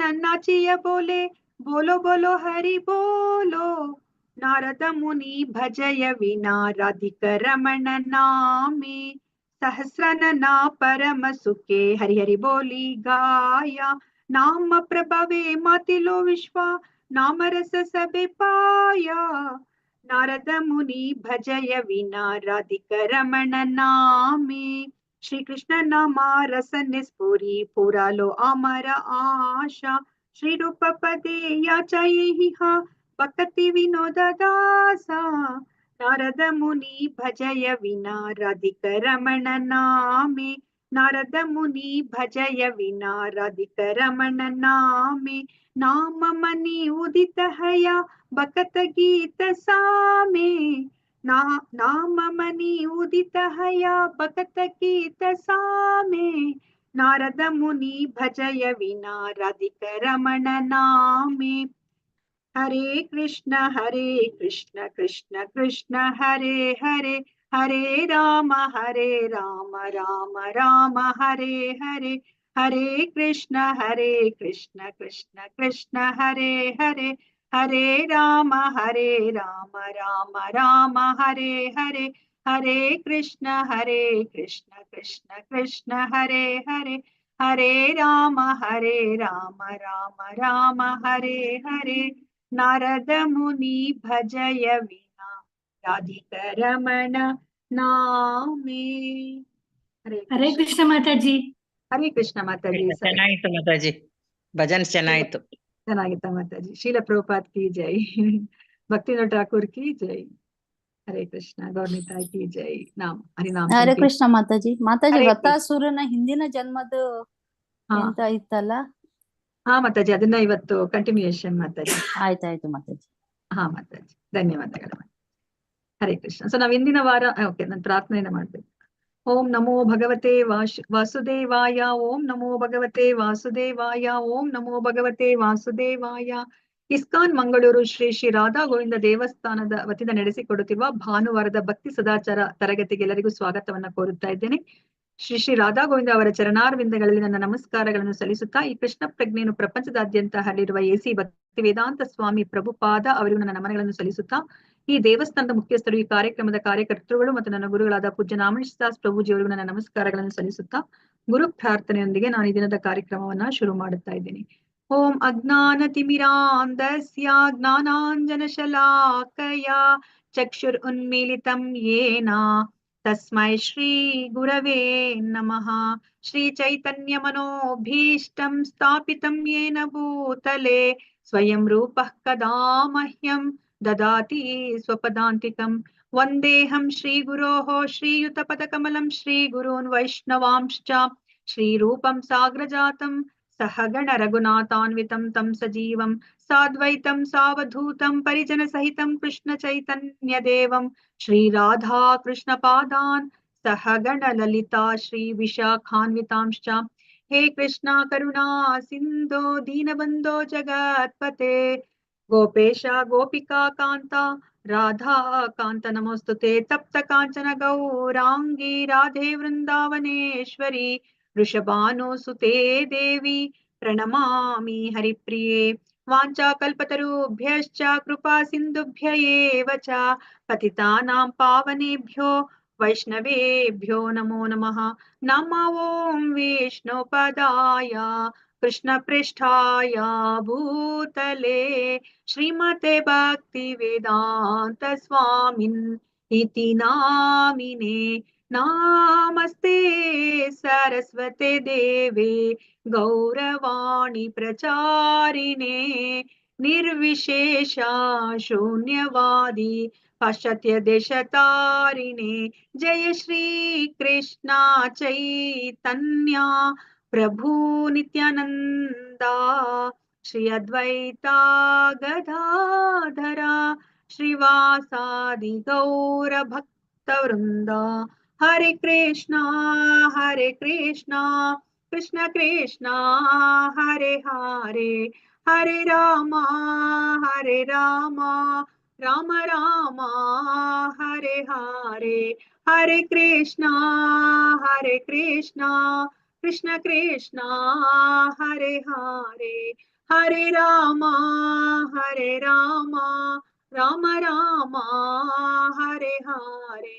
ಹರೇ ಕೃಷ್ಣ ಕೃಷ್ಣ ಕೃಷ್ಣ ಹರೇ ಹರೇ ಹರೇ ರಾಮ ರಾಮ ರಾಮ ಹರೇ ಹರೇ. ನಾರಾಯಣಂ ನಮಸ್ಕೃತ್ಯ ನರಂ ಚೈವ ನರೋತ್ತಮಂ ದೇವೀಂ ಸರಸ್ವತಿಂ ವ್ಯಾಸಂ ತತೋ ಜಯಂ ಉದೀರಯೇತ್. ನಷ್ಟಪ್ರಾಯೇಷು ಅಭದ್ರೇಷು ನಿತ್ಯಂ ಭಾಗವತ ಸೇವಯಾ ಭಗವತಿ ಉತ್ತಮ ಶ್ಲೋಕೆ ಭಕ್ತಿರ್ಭವತಿ ನೈಷ್ಟಿಕಿ. ಕೃಷ್ಣಾಯ ವಾಸುದೇವಾಯ ದೇವಕೀ ನಂದನಾಯ ಚ ನಂದ ಗೋಪಕುಮಾರಾಯ ಗೋವಿಂದಾಯ ನಮೋ ನಮಃ. ನಮಃ ಪಂಕಜನಾಭಾಯ ನಮಃ ಪಂಕಜಮಾಲಿನೇ ನಮಃ ಪಂಕಜನೇತ್ರಾಯ ನಮಸ್ತೆ ಪಂಕಜಾಂಗ್ರಯೇ. ಹರೇ ಕೃಷ್ಣ. ಮಾತಾಜಿಗಳ ಪ್ರಭುಜಿಗಳೇ, ಮತ್ತೊಮ್ಮೆ ಎಲ್ಲರಿಗೂ ಈ ಕಾರ್ಯಕ್ರಮಕ್ಕೆ ಸ್ವಾಗತವನ್ನ ಕೋರ್ತಾ ಇದ್ದೀನಿ. ನಾವು ಇಂದಿನ ವಾರ ಯಾವ ಪ್ರಾರ್ಥನೆಗಳನ್ನ ನಾವು ತಿಳ್ಕೊಂಡ್ವಿ? ಯಾರ ಪ್ರಾರ್ಥನೆನ ತಿಳ್ಕೊಂಡ್ವಿ? ವೃತ್ರಾಸುರನ ಪ್ರಾರ್ಥನೆಗಳು. ರುದ್ರಾಸುರನ ಪ್ರಾರ್ಥನೆಗಳನ್ನ ತಿಳ್ಕೊಂಡ್ವಿ. ಅವ್ರು ಯಾವಾಗ ಮಾಡಿದ್ರು ಪ್ರಾರ್ಥನೆಯನ್ನ? ರುದ್ರಾಸುರ ಯಾವಾಗ ಮಾಡಿದ್ರು ಪ್ರಾರ್ಥನೆ? ಯಾವ ಸಂದರ್ಭದಲ್ಲಿ? ಇಂದ್ರ. ಯಾವಾಗ? ಇಂದ್ರ ಅಟ್ಯಾಕ್ ಮಾಡ್ಲಿಕ್ಕೆ ಬಂದಾಗ. ಇಂದ್ರನ ಜೊತೆ ಯುದ್ಧ ಮಾಡ್ಬೇಕಾದಾಗ ಅಲ್ಲ, ಯುದ್ಧ ಭೂಮಿಯಲ್ಲಿ ಅವ್ರು ಪ್ರಾರ್ಥನೆಯನ್ನ ಮಾಡ್ತಾರೆ ಅಲ್ವಾ. ಅವ್ರು ನೋಡಿದ್ರೆ ರಾಕ್ಷಸ ಅಲ್ವಾ, ರಾಕ್ಷಸನಾಗಿದ್ಕೊಂಡು ಅವನು ಎಂತಹ ಸುಂದರವಾದ ಪ್ರಾರ್ಥನೆಯನ್ನ ಅವರು ಮಾಡ್ತಾರೆ. ಅವಾಗ ಇದನ್ನ ಯಾರು ಯಾರಿಗೆ ಹೇಳ್ತಾ ಇದ್ದಾರೆ? ಈ ವಿಷಯವನ್ನ ಯಾರು ಯಾರಿಗೆ ಹೇಳ್ತಾ ಇದ್ದಾರೆ? ಈಗ ಭಾಗವತಮಲ್ಲಿ ಇವಾಗ ರುದ್ರಾಸುರನ ವೃತ್ತಾಂತವನ್ನ ಯಾರು ಯಾರಿಗೆ ಹೇಳ್ತಾ ಇದ್ದಾರೆ? ಶುಕ ಮುನಿಗಳು ಪರಿಷಿತ ಮಹಾರಾಜರಿಗೆ. ಶುಕ ಮುನಿಗಳು ಪರೀಕ್ಷಿತ ಮಹಾರಾಜನಿಗೆ ಹೇಳ್ತಾ ಇದ್ದಾರೆ ಅಲ್ವಾ. ಈ ರುದ್ರಾಸುರ ಈಗ ಅವನು ರಾಕ್ಷಸ, ಆದ್ರೆ ಅವನು ಯುದ್ಧ ಭೂಮಿಯಲ್ಲಿ ಅವನು ಭಗವಂತನನ್ನ ಕುರಿತಾಗಿ ಅವನು ಆ 4 ಪ್ರಾರ್ಥನೆಗಳನ್ನ ಮಾಡ್ತಾನೆ ಅಂತ ಹೇಳ್ಬಿಟ್ಟು. ಇವಾಗ ರಾಕ್ಷಸ ಅಂದ್ರೆ ನಮ್ಗೆ ಗೊತ್ತಿರೋ ಹಾಗೆ ತಮೋ ಗುಂಡಲ್ಲಿ ಇರ್ತಾರೆ. ಅವ್ರು ಬೇರೆಯವ್ರ ಬಗ್ಗೆ ಏನು ಯೋಚನೆ ಮಾಡೋದಿಲ್ಲ ಅಲ್ವಾ. ಅವ್ರಿಗೆ ಏನ್ ಬೇಕೋ, ಬೇರೆಯವ್ರಿಗೆ ತೊಂದರೆ ಆದ್ರೂ ಪರವಾಗಿಲ್ಲ, ಅವ್ರು ಬೇಕಾಗಿರೋದನ್ನ ಅವ್ರು ಗಳಿಸ್ಕೊಳ್ಲಿಕ್ಕೆ ಪಡ್ಕೊಳ್ಲಿಕ್ಕೆ ಅವರು ಯೋಚನೆಯನ್ನ ಮಾಡ್ತಿರ್ತಾರೆ. ಆದ್ರೆ ಇಲ್ಲಿ ರುದ್ರಾಸುರ ಅಲ್ಲಿ ಭಗವಂತನ ಕುರಿತಾಗಿ ಅವನು ಪ್ರಾರ್ಥನೆಯನ್ನ ಮಾಡ್ತಾನೆ. ಮತ್ತೆ ಅವನಿಗೆ ಏನ್ ಬೇಕು ಅಂತ ಕೇಳ್ತಾ ಇದ್ದಾನೆ. ನನಗೆ ಏನೂ ಬೇಡ, ನನಗೆ 3 ಲೋಕ ಕೊಟ್ರು ಬೇಡ, ಧ್ರುವ ಲೋಕವೂ ಬೇಡ, ನನಗೆ ಮುಕ್ತಿನೂ ಬೇಡ, ನನಗೆ ನಿನ್ನ ಪಾದ ಕಮಲಗಳಲ್ಲಿ ನಾನು ನಿನ್ನ ದಾಸನಾಗಿ ಇರೋ ತರ, ಅವರ ಸೇವೆಯನ್ನ ಮಾಡೋ ತರ ನನಗೆ ಅನುಗ್ರಹ ಮಾಡು ಅಂತ ಕೇಳ್ಕೊತಾ ಇದ್ದಾರೆ ಅಲ್ವಾ. ಇದನ್ನ ಕೇಳಿಸ್ಕೊಂಡ್ಮೇಲೆ ಪರೀಕ್ಷಿತ ಮಹಾರಾಜನಿಗೆ ಆಶ್ಚರ್ಯ ಆಗತ್ತೆ. ಇದೇನಿದು, ಈ ರಾಕ್ಷಸ ಹೇಗೆ ಈ ತರ ಒಂದು ಭಗವಂತನ ಬಗ್ಗೆ ಪ್ರಾರ್ಥನೆ ಮಾಡ್ಲಿಕ್ಕೆ ಸಾಧ್ಯ? ನೋಡಿದ್ರೆ ಭಗವಂತನ ಭಕ್ತನಾಗಿದ್ದಾನಲ್ಲ, ಭಗವದ್ ಭಕ್ತನಾಗಿದ್ದಾನಲ್ಲ ಇವನು ಅಂತ ಹೇಳ್ಬಿಟ್ಟು ಅವ್ರಿಗೆ ಅನ್ಸುತ್ತೆ. ಸೊ ಅದಕ್ಕೋಸ್ಕರ ಅವ್ರೇನ್ ಮಾಡ್ತಾ ಇದಾರೆ ನೋಡಿ, ಇಲ್ಲಿ ಶುಕ ಮುನಿಗಳಿಗೆ ಅವ್ರ ಪರೀಕ್ಷಿತ ಮಹಾರಾಜ ಕೇಳ್ತಾ ಇದ್ದಾರೆ ಹೇಗೆ ಸಾಧ್ಯ ಇದು ಅಂತ ಹೇಳ್ಬಿಟ್ಟು. ಸೊ ಇವಾಗ ನಾವು ನೋಡೋಣಂತೆ. ಇವಾಗ ಯಾಕೆ ಅಂದ್ರೆ ರುದ್ರಾಸುರ ಹೇಗೆ ಆ ಒಂದು ಅಂದ್ರೆ ಆ ಪ್ರಾರ್ಥನೆನ ಮಾಡ್ಲಿಕ್ಕೆ ಸಾಧ್ಯ ಆಯ್ತು, ಅವನ ಹಿಂದಿನ ವೃತ್ತಾಂತ ಏನು ಅಂತ ಹೇಳ್ಬಿಟ್ಟು ನಾವ್ ಇವಾಗ ತಿಳ್ಕೊಳ್ಳಂತೆ. ಸೊ ಇವಾಗ ಹಿಂದೆ ಒಂದು ರಾಜ್ಯವನ್ನ ಚಿತ್ರಕೇತು ಮಹಾರಾಜ ಆಳ್ತಾ ಇದ್ದ. ಅವನು ತುಂಬಾ ಒಳ್ಳೆ ರಾಜ. ಅವನ ದೇಶ ಸಂಪದ್ಭರಿತವಾಗಿತ್ತು, ಯಾವುದಕ್ಕೂ ಕೊರತೆ ಇಲ್ಲ. ಅಂದ್ರೆ ಅವನ ಪ್ರಜೆಗಳೆಲ್ಲರೂ ಸಹ ಸಂತೋಷವಾಗಿದ್ರು. ಮತ್ತೆ ನಾವು ರಾಮರಾಜ್ಯ ಅಥವಾ ಧರ್ಮರಾಯನ ರಾಜ್ಯವನ್ನ ನಾವು ನೋಡಿದಿವಲ್ಲ, ಯುಧಿಷ್ಠಿರ ಮಹಾರಾಜ ಯಾವ ತರ ರಾಜ್ಯವನ್ನ ಆಳಿದ್ರು, ಅದೇ ತರ ಈ ಚಿತ್ರಕೇತು ಮಹಾರಾಜನು ಸಹ ರಾಜ್ಯವನ್ನ ಆಳ್ತಾ ಇದ್ದಾನೆ ನೋಡಿ. ಎಲ್ಲಾನು ಇದೆ ಅವನ ಹತ್ರ. ಆದ್ರೆ ಅವನಿಗೆ ಇವಾಗ ಒಂದೇ ಒಂದು ಕೊರಗಿದೆ. ಅದೇನಂತ ಹೇಳ್ಬಿಟ್ಟು ನಾವು ನೋಡೋಣಂತೆ. ಒಂದ್ಸತಿ ಇದೇ ತರ ಅವರ ಸಭೆಗೆ ಅಂಗೀರ ಮುನಿಗಳು ಬರ್ತಾರೆ. ಅಂಗೀರ ಮುನಿಗಳು ಬಂದಾಗ ರಾಜ ಅವರಿಗೆ ರಾಜ ಉಚಿತವಾದಂತಹ ಒಂದು ಅತಿಥಿ ಸತ್ಕಾರವನ್ನ ಮಾಡ್ತಾರೆ. ಅಂಗೀರ ಮುನಿಯ ಪಾದಗಳನ್ನ ಅವರು ತೊಳೆದು ಆ ನೀರನ್ನ ಅವರ ತಲೆ ಮೇಲೆ ಪ್ರೋಕ್ಷಣೆ ಮಾಡ್ಕೋತಾರೆ ಅವರು. ಅಂಗೀರ ಮುನಿಗೆ ತುಂಬಾ ಸಂತೋಷ ಆಗುತ್ತೆ ಈ ರಾಜನ ಆತಿಥ್ಯವನ್ನ ನೋಡ್ಬಿಟ್ಟು. ಆಗ ಅಂಗೀರ ಮುನಿ ಹೇಳ್ತಾರೆ, ನನಗೆ ನಿನ್ನ ದೇಶವನ್ನ ಮತ್ತೆ ನಿನ್ನನ್ನ ನೋಡಿದ್ರೆ ಸಂತೋಷ ಆಗ್ತಿದೆ, ಆದ್ರೆ ನನಗೆ ಅನ್ನಿಸ್ತಾ ಇದೆ ನಿನ್ನ ಮುಖವನ್ನ ನೋಡಿದ್ರೆ ನಿನ್ಗೇನೋ ಒಂದು ಕೊರತೆ ಇದೆ ಅಂತ ಅನ್ನಿಸ್ತಾ ಇದೆ ಅಂತ ಹೇಳ್ಬಿಟ್ಟು ಹೇಳ್ತಾರೆ. ಆಗ ಚಿತ್ರಕೇತು ಮಹಾರಾಜ ಹೇಳ್ತಾರೆ, ಅಂದ್ರೆ ಯಾರು ತುಂಬಾ ಮನಸ್ಸಲ್ಲಿ ಪರಿಶುದ್ಧವಾಗಿರ್ತಾರೋ ಅವ್ರಿಗೆ ಎಲ್ಲವೂ ಸಹ ಸರಿಯಾಗಿ ಅರ್ಥ ಆಗುತ್ತೆ.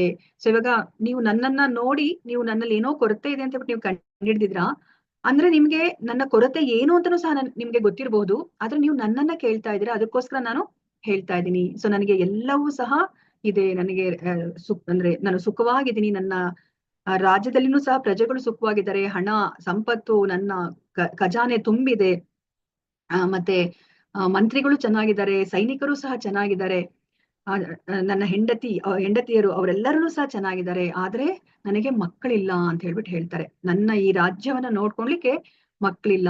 ಸೊ ಇವಾಗ ಈ ಚಿತ್ರಕೇತು ಮಹಾರಾಜ ಒಬ್ಬ ಹೆಂಡತಿಯನ್ನ ಮದ್ವೆ ಆಗಿರ್ತಾನೆ, ದ್ಯುತಿ ಅಂತ ಹೇಳ್ಬಿಟ್ಟು. ಅವಳಿಂದ ಮಕ್ಕಳಾಗೋದಿಲ್ಲ. ಮತ್ತೆ ಅದಕ್ಕೆ ಇನ್ನ ಒಂದು ಹೆಂಡತಿಯನ್ನ ಮದ್ವೆ ಆಗ್ತಾನೆ. ಇದೇ ತರ ಮದ್ವೆ ಆಗ್ತಾ ಮಗನನ್ನ ಪಡಿಲಿಕ್ಕೆ ಮದ್ವೆ ಆಗ್ತಾ 1000 ಹೆಂಡತಿಯರನ್ನ ಮದ್ವೆ ಆಗ್ತಾನೆ, ಅವಾಗ್ಲೂ ಆಗೋದಿಲ್ಲ. 1,00,000 ಹೆಂಡತಿಯರನ್ನ ಮದ್ವೆ ಆಗ್ತಾನೆ, 10,00,000, ಅವಾಗ್ಲೂ ಆಗೋದಿಲ್ಲ. ಅವನಿಗೆ 1,00,000 ಪತ್ನಿಯರನ್ನ ಪಡೆದ್ರೂ ಸಹ ಅವನಿಗೆ ಮಗ ಆಗೋದಿಲ್ಲ, ಮಕ್ಕಳು ಹುಟ್ಟೋದಿಲ್ಲ. ಆದ್ರೆ ಅವನು ಇದನ್ನ ತನ್ನ ಇಂದ್ರಿಯ ಭೋಗಕ್ಕೋಸ್ಕರ, ಇಂದ್ರಿಯ ಸುಖಕ್ಕೋಸ್ಕರ ಅವ್ನು ಮಾಡ್ಲಿಲ್ಲ. ಅವನು ಒಳ್ಳೆ ರಾಜ. ಅಂದ್ರೆ ತನ್ನ ತರುವಾಯ ಒಬ್ಬ ವಾರಸುದಾರ ಬೇಕು ಈ ಸಿಂಹಾಸನಕ್ಕೆ ಅನ್ನೋ ಒಂದು ಇಚ್ಛೆಯಿಂದ ಅವನಿವಾಗ ಆ ಒಂದು ಪುತ್ರನನ್ನ ಪಡಿಲಿಕ್ಕೆ ಅವನು ಹೊರಟಿದ್ದ. ಆದ್ರೆ ಇವಾಗ 1,00,000 ಪತ್ನಿಯರನ್ನ ಮದ್ವೆ ಆದ್ರೂ ಸಹ ಅವನಿಗೆ ಮಕ್ಕಳಾಗಿಲ್ಲ ಅಂದ್ರೆ ಅರ್ಥ ಏನು, ಅವನ ಹಣೆಯಲ್ಲಿ ಬರ್ದಿಲ್ಲ, ಒಂದು ಮಗುವಿನ ಪ್ರಾಪ್ತಿ ಬರ್ದಿಲ್ಲ ಅಂತ ಹೇಳ್ಬಿಟ್ಟು. ಸೊ ಆದ್ರೆ ಅದನ್ನ ಚಿತ್ರಕೇತು ಮಹಾರಾಜ ಅರ್ಥ ಮಾಡ್ಕೊಳ್ಳುವಂತ ಸ್ಥಿತಿಯಲ್ಲಿ ಅವನು ಇರ್ಲಿಲ್ಲ. ಅವನು ಪ್ರಯತ್ನವನ್ನ ಪಡ್ತಾನೆ ಹೋಗ್ತಾ ಇದ್ದಾನೆ. ಈಗ ಅವನಿಗೆ ಎಲ್ಲವನ್ನೂ ಭಗವಂತ ಕೊಟ್ಟಿದ್ರು ಸಹ ನೋಡಿ ಒಂದೇ ಒಂದು ಕೊರತೆ ಅಲ್ವಾ. ಅವನಿಗೆ ಇವಾಗ 99 ಇದೆ, ಆದ್ರೆ ಆ 100ನೇದು ಅಂದ್ರೆ ಮಗು ಒಂದು ಇಲ್ಲ. ಆದ್ರೆ ಅವನಿಗೆ ಆ 99 ಇದೆಯಲ್ಲ ಅದ್ರ ಬಗ್ಗೆ ಅವನಿಗೆ ಇವಾಗ ಯೋಚನೆ ಇಲ್ಲ. ಅವನ ಮನಸ್ಸೆಲ್ಲವೂ ಸಹ ಏನಿಲ್ವೋ ಅದರ ಕುರಿತಾಗಿ ಯೋಚನೆ ಮಾಡ್ತಾ ಅವನಿವಾಗ ಕೊರಗಿನಲ್ಲಿ ಇದ್ದಾನೆ ಅಲ್ವಾ. ನಾವಿವಾಗ ಹಿರಣ್ಯಕಶಿಪುವನ್ನು ನೋಡಿದ್ವಿ. ಹಿರಣ್ಯಕಶಿಪುವಿನ ಕಾಲ ಕೆಳಗಡೆ ದೇವತೆಗಳು ಸಹ ಇದ್ರು ಅಲ್ವಾ. ಅವ್ರೇನಾದ್ರೂ ಅವರು ಒಬ್ಬನ್ನ ಹಿಂಗೆ ಕೊಂಕಿಸಿದ್ರೆ ಸಾಕು, ಆ ದೇವತೆಗಳು ಭಯದಿಂದ ಅವರು ತತ್ತರಿಸಿ ಹೋಗ್ತಾ ಇದ್ರು ಅಲ್ವಾ. ಎಲ್ಲರನ್ನೂ ಸಹ ಅವರ ಮುಷ್ಟಿಯಲ್ಲಿ ಇಟ್ಕೊಂಡಿದ್ರು ಹಿರಣ್ಯಕಶಿಪು. ಆದ್ರೆ ಅವನ್ ತನ್ನ ಮಗ ಮಾತ್ರ ಅವನ ಮಾತನ್ನ ಕೇಳಲಿಲ್ಲ. ಅದು ಹೋಗ್ಲಿ, ಅವನೇನಾದ್ರೂ ದೊಡ್ಡ ಮಗನ, ಇಲ್ಲ ಚಿಕ್ಕ ಬಾಲಕ, 5 ವರ್ಷದ ಮಗು ಅಲ್ವಾ. ಹಿರಣ್ಯಕಶಿಪುವಿನ ಮಾತನ್ನ ಕೇಳಿಲ್ಲ ಅನ್ಬಿಟ್ಟು ಅವನ ಮನಸ್ಸು ಚಿಂತಾಕ್ರಾಂತವಾಗುತ್ತೆ. ತನ್ನ ಮಗನನ್ನೇ ಅವನು ಸಾಯಿಸ್ಲಿಕ್ಕೆ ಹೋಗ್ತಾನೆ ಅಲ್ವಾ. ಮನುಷ್ಯನ ಮನಸ್ಥಿತಿನೇ ಹಾಗೆ. ಏನೆಲ್ಲ ಭಗವಂತ ಕೊಟ್ಟಿದ್ದಾನೆ ಅದ್ರ ಬಗ್ಗೆ ಯೋಚನೆ ಮಾಡೋದಿಲ್ಲ. ಒಂದೇನಾದ್ರೂ ಕೊರತೆ ಇದೆ ಅಂತಂದ್ರೆ ಅದರ ಕುರಿತಾಗಿ ನಾವು ಯೋಚನೆ ಮಾಡ್ತಾ ಇರ್ತೀವಿ. ಸೊ ಅದನ್ನ ನಮ್ಗೆ ಈ ಚಿತ್ರಕೇತು ಮಹಾರಾಜನ ಈ ಜೀವನದಿಂದ ನಾವು ಪಾಠವನ್ನ ಕಲಿಬೇಕಾಗಿರೋದು. ಸೊ ಅದಕ್ಕೆ ಅಂಗಿರ ಋಷಿಗೆ ಇವಾಗ ಅವನಿಗೆ ಅರ್ಥ ಮಾಡಿಸ್ಬೇಕು ಅಂತ ಇಚ್ಛೆ ಆಗುತ್ತೆ. ನೀನ್ ಏನ್ರ ಬಗ್ಗೆ ಯೋಚನೆ ಮಾಡ್ತಾ ಇದೀಯಾ, ಮಗುವಿನ ಬಗ್ಗೆ ಯಾಕೆ ಯೋಚನೆ ಮಾಡ್ತಿದ್ಯಾ, ಇವಾಗ ನೀನ್ ಇಷ್ಟು ಪ್ರಯತ್ನವನ್ನ ಪಟ್ರು ಆಗಿಲ್ಲ ಅಂದ್ರೆ ಏನರ್ಥ, ನಿನ್ನ ಹಣೆಯಲ್ಲಿ ಬರ್ದಿಲ್ಲ ಒಂದು ಮಗುವನ್ನ, ಪುತ್ರನ ಪಡೆಯುವ ಒಂದು ಭಾಗ್ಯ ಬರ್ದಿಲ್ಲ ಅಂತ ನೀನ್ ಅರ್ಥ ಮಾಡ್ಕೋಬೇಕು ಅಂತ ಹೇಳ್ಬಿಟ್ಟು ಅವನಿಗೆ ಬುದ್ಧಿವಾದವನ್ನ ಹೇಳ್ಬೇಕು ಅಂತ ಅನ್ಸುತ್ತೆ. ಆದ್ರೆ ಈಗ ಚಿತ್ರಕೇತುವಿನ ಮನಸ್ಥಿತಿ ಯಾವ ತರ ಇದೆ ಅಂತಂದ್ರೆ ಯಾವುದೇ ಒಂದು ಬುದ್ಧಿವಾದವನ್ನ ತಗೊಳ್ಳೋಂತಹ ಒಂದು ಸ್ಥಿತಿಯಲ್ಲಿ ಇಲ್ಲ ಅಲ್ವಾ. ಅದಕ್ಕೆ ನಾವು ನೋಡಿದೀವಿ ಅಲ್ವಾ, ಯಾರೇ ಆಗ್ಲಿ ತುಂಬಾ ದುಃಖದಲ್ಲಿದ್ದಾಗ ಅವರು ಯಾರ ಮಾತನ್ನು ತಗೊಳುವಂತ ಸ್ಥಿತಿಯಲ್ಲಿ ಇರೋದಿಲ್ಲ. ಮತ್ತೆ ಅದೇ ತರ ತುಂಬಾ ಸಂತೋಷದಲ್ಲಿದ್ದಾಗ್ಲೂ ಅಷ್ಟೇನೆ ಅವ್ರು ಯಾರ ಮಾತನ್ನು ಕೇಳಿಸ್ಕೊಳ್ಳುವಂತಹ ಸ್ಥಿತಿಯಲ್ಲಿ ಇರೋದಿಲ್ಲ. ಅದಕ್ಕೆ ಆ ಸಮಚಿತ್ತ ಅನ್ನೋದು ತುಂಬಾ ಮುಖ್ಯ. ಅದಕ್ಕೆ ಭಗವಂತ ಯಾವಾಗ್ಲೂ ಏನ್ ಹೇಳ್ತಾ ಇರ್ತಾರೆ, ನನಗೆ ಸಮಚಿತ್ತದಲ್ಲಿರುವಂತಹ ಭಕ್ತ ಅಂದ್ರೆ ನನಗೆ ತುಂಬಾ ಇಷ್ಟ. ದುಃಖ ಸುಖ ಶೀತ ಉಷ್ಣ ಮಾನ ಅಪಮಾನ ಇದ್ ಯಾವುದೇ ಒಂದು ದ್ವಂದ್ವತೆ ಇಲ್ದಲೆ ಸಮಚಿತ್ತದಲ್ಲಿರುವಂತಹ ಭಕ್ತ ಇಷ್ಟ ಅಂತ ಅದಕ್ಕೆ ಹೇಳೋದು. ಯಾಕಂದ್ರೆ ಸಮಚಿತ್ತದಲ್ಲಿ ಇದ್ರೆ ಅಷ್ಟೇ ನಾವು ಭಗವಂತನ ಭಕ್ತಿಯನ್ನ ಮಾಡ್ಲಿಕ್ಕೆ ಸಾಧ್ಯ. ಈಗ ನನಗೆ ಇವಾಗ ಚೆನ್ನಾಗಿ ಹೊಟ್ಟೆ ತುಂಬಾ ತಿನ್ಬಿಟ್ಟು ಇಲ್ಲಿ ಬಂದು ಕುತ್ಕೊಂಡ್ರು ನನಗೆ ಭಗವಂತನ ಬಗ್ಗೆ ನಾನು ಕೇಳಿಸ್ಕೊಳ್ಲಿಕ್ಕೆ ಆಗೋದಿಲ್ಲ. ಅದೇ ತರ ಹೊಟ್ಟೆ ಹಸಿತಾ ಇದ್ರೆ ಅವಾಗ್ಲೂ ನನಗೆ ಭಗವಂತನ ಬಗ್ಗೆ ಕೇಳಿಸ್ಕೊಳ್ಲಿಕ್ಕೆ ಆಗೋದಿಲ್ಲ. ಆ ಸಮಚಿತ್ತತೆ ಅನ್ನೋದು ತುಂಬಾ ಮುಖ್ಯ. ನಾವು ಆ ಭಗವದ್ ಭಕ್ತಿಯನ್ನ ನಾವು ಮಾಡ್ಲಿಕ್ಕೆ ಅಥವಾ ಯಾವುದೇ ಒಂದು ಕೆಲಸವನ್ನ ನಾವು ಮಾಡ್ಲಿಕ್ಕೆ. ಸೊ ಅದಕ್ಕೋಸ್ಕರ ಇಲ್ಲಿ ಅಂಗಿರ ಮುನಿ ಏನ್ ಯೋಚನೆ ಮಾಡ್ತಾರೆ ಅಂದ್ರೆ, ಸರಿ ಆಯ್ತು, ಈಗ ಚಿತ್ರಕೇತು ಮಹಾರಾಜನಿಗೆ ಈಗ ನಾನು ಬುದ್ಧಿವಾದವನ್ನ ಹೇಳಿಕ್ಕೆ ಸಾಧ್ಯ ಇಲ್ಲ. ನಾನು ಅವನಿಗೆ ಅಂದ್ರೆ ಅವನ ಜೀವನದಲ್ಲಿ ಅವನೇ ಅರ್ಥ ಮಾಡ್ಕೋಬೇಕು, ಆತರ ನಾನು ಅವನಿಗೆ ಇವಾಗ ಒಂದು ಸಹಾಯವನ್ನ ಮಾಡ್ಬೇಕಂತ ಹೇಳ್ಬಿಟ್ಟು ಅಂಗಿರ ಮುನಿ ಯೋಚನೆ ಮಾಡ್ತಾರೆ ಅಲ್ವಾ. ನಮಗ್ ಗೊತ್ತಿರೋ ಹಾಗೇನೆ ಭಗವದ್ ಭಕ್ತರು ಯಾರ ಒಂದು ಸಂಪರ್ಕಕ್ಕೆ ಬಂದ್ರು ಸಹ ಅವರ ಜೀವನ ಉದ್ಧಾರ ಆಗ್ಬಿಡುತ್ತೆ. ಅದೇ ತರ ಈಗ ಚಿತ್ರಕೇತು ಮಹಾರಾಜನಿಗೆ ಅವ್ರು ಏನ್ ಹೇಳ್ತಾರೆ, ಸರಿ ನಿನ್ಗೆ ಇವಾಗ ಈ ದುಃಖ ಇದೆಯಲ್ಲ, ಸೊ ಇವಾಗ ಏನ್ ಮಾಡ್ಬೇಕು ಅನ್ನೋ ತರ ಕೇಳ್ತಾರೆ. ಅವಾಗ ನನಗೊಂದು ನಿಮ್ ಕೈಲಿ ಏನಾದ್ರೂ ಒಂದು ಮಾಡ್ಲಿಕ್ಕೆ ಆಗತ್ತಾ, ನನ್ಗೊಂದು ಮಗುವನ್ನ ಪಡಿಲಿಕ್ಕೆ ಅಂತ ಹೇಳ್ಬಿಟ್ಟು ಕೇಳ್ತಾರೆ ಚಿತ್ರಕೇತು ಮಹಾರಾಜ. ಅದಕ್ಕೆ ಅಂಗಿರ ಮುನಿ ಆಯ್ತು, ನಾನೊಂದು ಯಜ್ಞವನ್ನ ಮಾಡಿಸಿದಾಗ ಅಲ್ಲಿ ಯಜ್ಞ ಪುರುಷ ಬರ್ತಾನೆ, ಅವನ ಕೈಯಲ್ಲಿ ಪಾಯಸ ಇರುತ್ತೆ, ಅದನ್ನ ನೀನು ಸ್ವೀಕರಿಸ್ಬಿಟ್ಟು ನಿನ್ನ ಹೆಂಡತಿಗೆ ಕೊಟ್ಟಾಗ ಒಂದು ಪುತ್ರನ ಜನನ ಆಗತ್ತೆ ಅಂತ ಹೇಳ್ಬಿಟ್ಟು ಅದೇ ತರ ಅವರು ಒಂದು ಯಜ್ಞವನ್ನ ಮಾಡ್ತಾರೆ. ಸೊ ಯಜ್ಞವನ್ನ ಮಾಡಿದಾಗ ಅದ್ರಲ್ಲಿ ಯಜ್ಞ ಪುರುಷ ಬಂದ್ಬಿಟ್ಟು ಅವನು ಪಾತ್ರೆಯಲ್ಲಿ ಪಾಯಸವನ್ನ ಕೊಡ್ತಾನೆ. ಇವಾಗ ನಿಮಗ್ ಗೊತ್ತಿರೋ ಹಾಗೇನೆ ಇವಾಗ 1 ಕೋಟಿ ಪತ್ನಿಯರಿದ್ದಾರೆ, ಯಾರಿಗೆ ಅಂತ ಕೊಡ್ಬೇಕು ಪಾಯಸ. ಸೊ ಅದಕ್ಕೋಸ್ಕರ ತನ್ನ ಜ್ಯೇಷ್ಠ ಪತ್ನಿ ಯಾವಾಗ್ಲೂ ಶ್ರೇಷ್ಠ ಪತ್ನಿ, ಸೊ ಜ್ಯೇಷ್ಠ ಪತ್ನಿಯಾದ ಕೃತದ್ಯುತಿಗೆ ಅವರು ಪಾಯಸವನ್ನ ಕೊಡ್ತಾರೆ. ಸೊ ಇವಾಗ ಅಂಗಿರ ಮುನಿ ಒಂದು ಎಚ್ಚರಿಕೆಯನ್ನು ಕೊಟ್ಬಿಟ್ಟು ಅಲ್ಲಿಂದ ಹೊರಟೋಗ್ತಾರೆ. ಏನು ಅಂತಂತಂದ್ರೆ, ನಿನಗೆ ಇವಾಗ ಪುತ್ರನ ಜನನ ಆಗುತ್ತೆ, ಇವಾಗ ನಿನ್ನ ಹೆಂಡತಿ ಗರ್ಭಿಣಿ ಆಗ್ತಾಳೆ, ನಿನಗೆ ಒಂದು ಪುತ್ರನ ಜನನ ಆಗುತ್ತೆ, ಆದ್ರೆ ಅವನು ನಿನ್ನ ಹರ್ಷಕ್ಕೆ ಮತ್ತೆ ಶೋಕಕ್ಕೆ ಅವನು ಕಾರಣ ಆಗ್ತಾನೆ ಅಂತ ಹೇಳ್ಬಿಟ್ಟು ಹೇಳ್ತಾರೆ. ಅವನು ಖುಷಿಯನ್ನು ಕೊಡ್ತಾನೆ, ಅದೇ ಸಮಯದಲ್ಲಿ ದುಃಖವನ್ನು ಕೊಡ್ತಾನೆ ಅಂತ ಹೇಳ್ಬಿಟ್ಟು. ಸೊ ರಾಜನಿಗೆ ಅದ್ರ ಬಗ್ಗೆ ಅಷ್ಟು ಯೋಚನೆ ಮಾಡೋದಿಲ್ಲ. ಅವನು ಯಾಕಂದ್ರೆ ನನಗೆ ಇವಾಗ ತುಂಬಾ ಅಮೂಲ್ಯವಾದ ಮಗು ಅಲ್ವಾ, ಎಷ್ಟು ಕಷ್ಟಪಟ್ಟು ತಪಸ್ ಮಾಡಿ ಯಜ್ಞ ಮಾಡಿ ಪಡ್ಕೊಂಡಿರುವಂತ ಮಗು. ಸೊ ಅವನು ಇವಾಗ ಎಲ್ಲರಿಗೂ ಅವನು ಕಣ್ಮಣಿ ಆಗಿರ್ತಾನೆ, ಒಂದ್ ಸ್ವಲ್ಪ ಹಠ ಮಾಡ್ಬೋದು ಅಂತ ಹೇಳ್ಬಿಟ್ಟು ಅವನು ಆತರ ಯೋಚನೆ ಮಾಡ್ತಾನೆ ಹೊರತು ಇಂತ ಒಂದು ದುರಂತ ನಡೆಯುತ್ತೆ ಅಂತ ಹೇಳ್ಬಿಟ್ಟು ಅವನು ಏನು ಯೋಚನೆ ಮಾಡೋದಿಲ್ಲ. ಅವನು ಅಂಗೀರ ಮುನಿ ಏನ್ ಹೇಳಿದಾರೋ ಅದನ್ನ ಅವನು ಅಷ್ಟು ಮನಸ್ಸಿಗೆ ತಗೊಳೋದಿಲ್ಲ. ಅದೇ ತರ ಇವಾಗ ಅವರ ಹೆಂಡತಿ ಕೃತದ್ಯುತಿ ಅವಳು ಗರ್ಭಿಣಿ ಆಗ್ತಾಳೆ, ಅದಾದ್ಮೇಲೆ ಒಂದು ಮಗುವಿನ ಜನನ ಆಗತ್ತೆ. ಸೊ ಎಲ್ಲರಿಗೂ ಇಡೀ ರಾಜ್ಯದಲ್ಲಿನೇ ಪೂರ್ತಿ ಸಂಭ್ರಮ ಅಲ್ವಾ. ನಿಮಗ್ ಗೊತ್ತಿರೋ ಹಾಗೇನೆ ಒಂದ್ ಮಗು ಹುಟ್ಟಿದಾಗ, ಅದು ರಾಜನಿಗೆ ಹುಟ್ಟಿದಾಗ ಇನ್ನೆಷ್ಟು ಸಂಭ್ರಮ ಇರ್ಬೇಕು ಅಲ್ವಾ. ಮತ್ತೆ ಎಲ್ಲರಿಗೂ ಸಹ ಅವನು ಕೈ ತುಂಬಾ ದಾನ ಧರ್ಮಗಳನ್ನ ಅವನು ಮಾಡ್ತಾನೆ. ಆ ಮಗುವಿಗೆ ಹರ್ಷ ಶೋಕ ಅಂತ ಹೆಸರನ್ನ ಇರ್ತಾನೆ. ಯಾಕಂದ್ರೆ ಅಂಗಿರ ಮುನಿ ಹೇಳಿರ್ತಾರೆ, ಇವನು ನಿನ್ಗೆ ಹರ್ಷಕ್ಕೆ ಮತ್ತೆ ಶೋಕಕ್ಕೆ ಕಾರಣನಾಗ್ತಾ ಅಂತ ಹೇಳ್ಬಿಟ್ಟು ಅವನಿಗೆ ಹರ್ಷ ಶೋಕ ಅಂತ ಹೇಳ್ಬಿಟ್ಟು ಹೆಸರನ್ನ ಕೊಡ್ತಾನೆ. ಈಗ ರಾಜನಿಗೆ ತುಂಬಾ ಸಂತೋಷ ಅಲ್ವಾ. ಈಗ 100% ಅವನಿಗೆ ಇವಾಗ ಯಾವ್ದು ಕೊರತೆ ಇಲ್ದಂಗೆ ಅವನಿಗೆ ಪರಿಪೂರ್ಣನಾಗಿ ಇದ್ದಾನೆ. ಇವಾಗ ಏನಾಗ್ತಾ ಇದೆ ಅಂತಂದ್ರೆ, ಇವನಿಗೆ ಈ ಮಗು ಮೇಲೆನೆ ಅವನಿಗೆ ಯಾವಾಗ್ಲೂ ಸಹ ಮನಸ್ಸು ಹೋಗ್ತಾ ಇದೆ. ಮತ್ತೆ ಈ ಹೆಂಡತಿಯ ಜೊತೆಯಲ್ಲೇ ಇರ್ತಾ ಇದ್ದಾನೆ ಅವನು. ಸೊ ಮಗುವಿನ ಜೊತೆ ಮತ್ತೆ ಹೆಂಡತಿಯ ಜೊತೆ ಇರ್ತಾ ಇದ್ದಾನೆ. ಮತ್ತೆ ಇನ್ನ ಅವನಿಗೆ ಇವಾಗ 1 ಕೋಟಿ ಪತ್ನಿಯರು, ಇವಾಗ 99,99,999 ಹೆಂಡತಿಯರನ್ನ ಇವಾಗ ನೆಗ್ಲೆಕ್ಟ್ ಮಾಡಿದ್ದಾನೆ.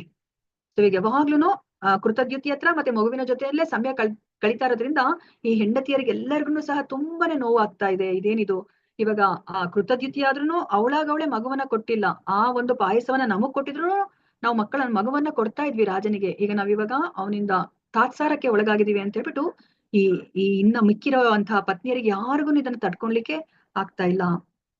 ಸೊ ಇವಾಗ ಅವ್ರು ಅವ್ರಿಗೆ ಇವಾಗ ಅವ್ರ ಮನಸ್ಸಲ್ಲಿ ಆ ಈರ್ಷ್ಯ ದ್ವೇಷ ಅಸೂಯೆ ಇದೆ. ಸೊ ಅದಕ್ಕೆ ಈ 3 ಇದ್ದಾಗ ಒಬ್ಬ ವ್ಯಕ್ತಿಯಲ್ಲಿ ಯಾವ ತರ ಬದಲಾವಣೆ ಆಗುತ್ತೆ ಅಂತಂದ್ರೆ ನಾವು ಇವಾಗ 2ನೇ ಅಧ್ಯಾಯದಲ್ಲಿ ನಾವು ತಿಳ್ಕೊಂಡಿದೀವಿ ಅಲ್ವಾ. ಧ್ಯಾಯತೋ ವಿಷಯಾನ್ ಪುಂಸಃ ಸಂಗಸ್ತೇಷು ಉಪಜಾಯತೆ ಸಂಗಾತ್ ಸಂಜಾಯತೆ ಕಾಮಃ ಕಾಮಾತ್ ಕ್ರೋಧೋಭಿಜಾಯತೆ ಕ್ರೋಧಾತ್ ಭವತಿ ಸಮ್ಮೋಹಃ ಸಮ್ಮೋಹಾತ್ ಸ್ಮೃತಿ ವಿಭ್ರಮಃ ಸ್ಮೃತಿಭ್ರಂಶಾತ್ ಬುದ್ಧಿನಾಶೋ ಬುದ್ಧಿನಾಶಾತ್ ಪ್ರಣಶ್ಯತಿ. ಅಲ್ವಾ, ನಮ್ಗೆ ಯಾವ್ದಾದ್ರು ಒಂದು ಕಾಮನೆ ಇದ್ದಾಗ, ನಾವ್ ಯಾವ್ದ್ರ ಬಗ್ಗೆನೋ ಒಂದು ಯೋಚನೆ ಮಾಡ್ತಿದಾಗ ಅದನ್ನ ಪಡ್ಕೋಬೇಕು ಅನ್ನೋ ಒಂದು ಕಾಮನೆ ಬಂದ್ಬಿಡುತ್ತೆ. ಅದನ್ನೇ ಧ್ಯಾನ ಮಾಡ್ತಾ ಇದ್ರೆ ಅವಾಗ ಏನಾಗುತ್ತೆ, ಅದನ್ನ ಅದನ್ನ ನಾನ್ ಪಡ್ಕೋಬೇಕು ಅಂತ ಅಕಸ್ಮಾತ್ ಅದ್ ಸಿಗ್ಲಿಲ್ಲ ಅಂದ್ರೆ ಏನಾಗುತ್ತೆ, ಕ್ರೋಧ ಬರುತ್ತೆ ಅಲ್ವಾ. ಈಗ ನೋಡಿ, ಇವ್ರಿಗೆ ಗಂಡನ ಪ್ರೀತಿ ಸಿಗ್ತಾ ಇಲ್ಲ, ಅವ್ರಿಗೆಲ್ಲರಿಗೂ ಕ್ರೋಧ ಬರ್ತಾ ಇದೆ. ಕ್ರೋಧ ಬಂದಾಗ ಮನುಷ್ಯನಲ್ಲಿ ಎಷ್ಟು ಬದಲಾವಣೆ ಆಗತ್ತೆ ಅಂತಂದ್ರೆ ಅವನು ಸಮೂಹಕ್ಕೆ ಒಳಗಾಗ್ತಾನೆ, ಅವನು ಮತಿ ವಿಭ್ರಮಣೆ ಆಗತ್ತೆ, ಅವನ್ ಮೆಮೊರಿ ಪವರ್ನೆಲ್ಲ ಅವ್ನು ಕಳ್ಕೊಂಡ್ಬಿಡ್ತಾನೆ, ಬುದ್ಧಿ ನಾಶ ಆಗ್ಬಿಡುತ್ತೆ. ಒನ್ಸ್ ಬುದ್ಧಿ ನಾಶ ಆದ್ರೆ ಯೋಚನೆ ಮಾಡೋದಿಲ್ಲ. ನಾವ್ ಇವಾಗ ಮಾಡೋ ಕೆಲಸದಿಂದ ಬೇರೆಯವ್ರಿಗೇನಾದ್ರೂ ತೊಂದರೆ ಆಗುತ್ತಾ, ಅದರಿಂದ ನಮಗೇನಾದ್ರೂ ತೊಂದರೆ ಆಗುತ್ತಾ, ಏನನ್ನೂ ಅವ್ರು ಯೋಚನೆ ಮಾಡೋದಿಲ್ಲ ಅಲ್ವಾ. ನಾವ್ ಕೇಳಿದಿವಲ್ಲ, ಕೋಪದ ಕೈಗೆ ಬುದ್ಧಿ ಕೊಟ್ರೆ, ಇವಾಗ ಮೂಗ್ ಕೊಯ್ಕೊಂಡ್ರೆ ಆಮೇಲೆ ಕೋಪ ಎಲ್ಲ ಕಡಿಮೆ ಆದ್ಮೇಲೆ ಅದು ವಾಪಸ್ ಬರೋದಿಲ್ಲ ಅಂತ ನಾವು ತಿಳ್ಕೊಂಡಿದೀವಿ. ಅದೇ ತರನೇ ಈಗ ಅವ್ರದ್ದು ಬುದ್ಧಿ ನಾಶ ಆಗ್ತಾ ಇದೆ.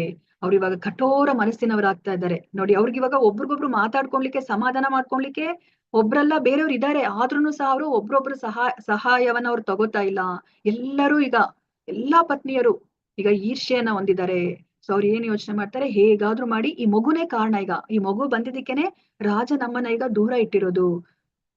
ಇವಾಗ ಮಗುವಿಂದ ಏನು ತಪ್ಪಿಲ್ಲ ನಾವು ನೋಡಿದ್ರೆ ಅಲ್ವಾ, ಯಾಕಂದ್ರೆ ರಾಜ ಆತರ ನಡ್ಕೋತಾ ಇರೋದು. ರಾಜ ಈಗ ತನ್ನೆಲ್ಲ ಸಮಯವನ್ನ ಆ ಮೊದಲನೇ ಹೆಂಡತಿ ಮತ್ತೆ ಮಗುವಿಗೆ ಕೊಡ್ತಾ ಇದ್ದಾರೆ. ಮಗು ಏನನ್ನೂ ತಪ್ಪು ಮಾಡಿಲ್ಲ, ಆದ್ರೂ ಸಹ ಈಗ ಈ ಮಗುವೇ ಕಾರಣ, ಈ ಮಗು ಬಂದಿದ್ದಕ್ಕೆ ನಮ್ಮನ್ನ ದೂರ ಇಟ್ಟಿದ್ದಾನೆ ರಾಜ ಅಂತ ಹೇಳ್ಬಿಟ್ಟು ಇವಾಗ ವಿಷವನ್ನ ಕೊಡ್ಲಿಕ್ಕೆ ಹೋಗಿದ್ದಾರೆ. ಅವ್ರು ಯೋಚನೆ ಮಾಡ್ತಾ ಇದ್ದಾರೆ.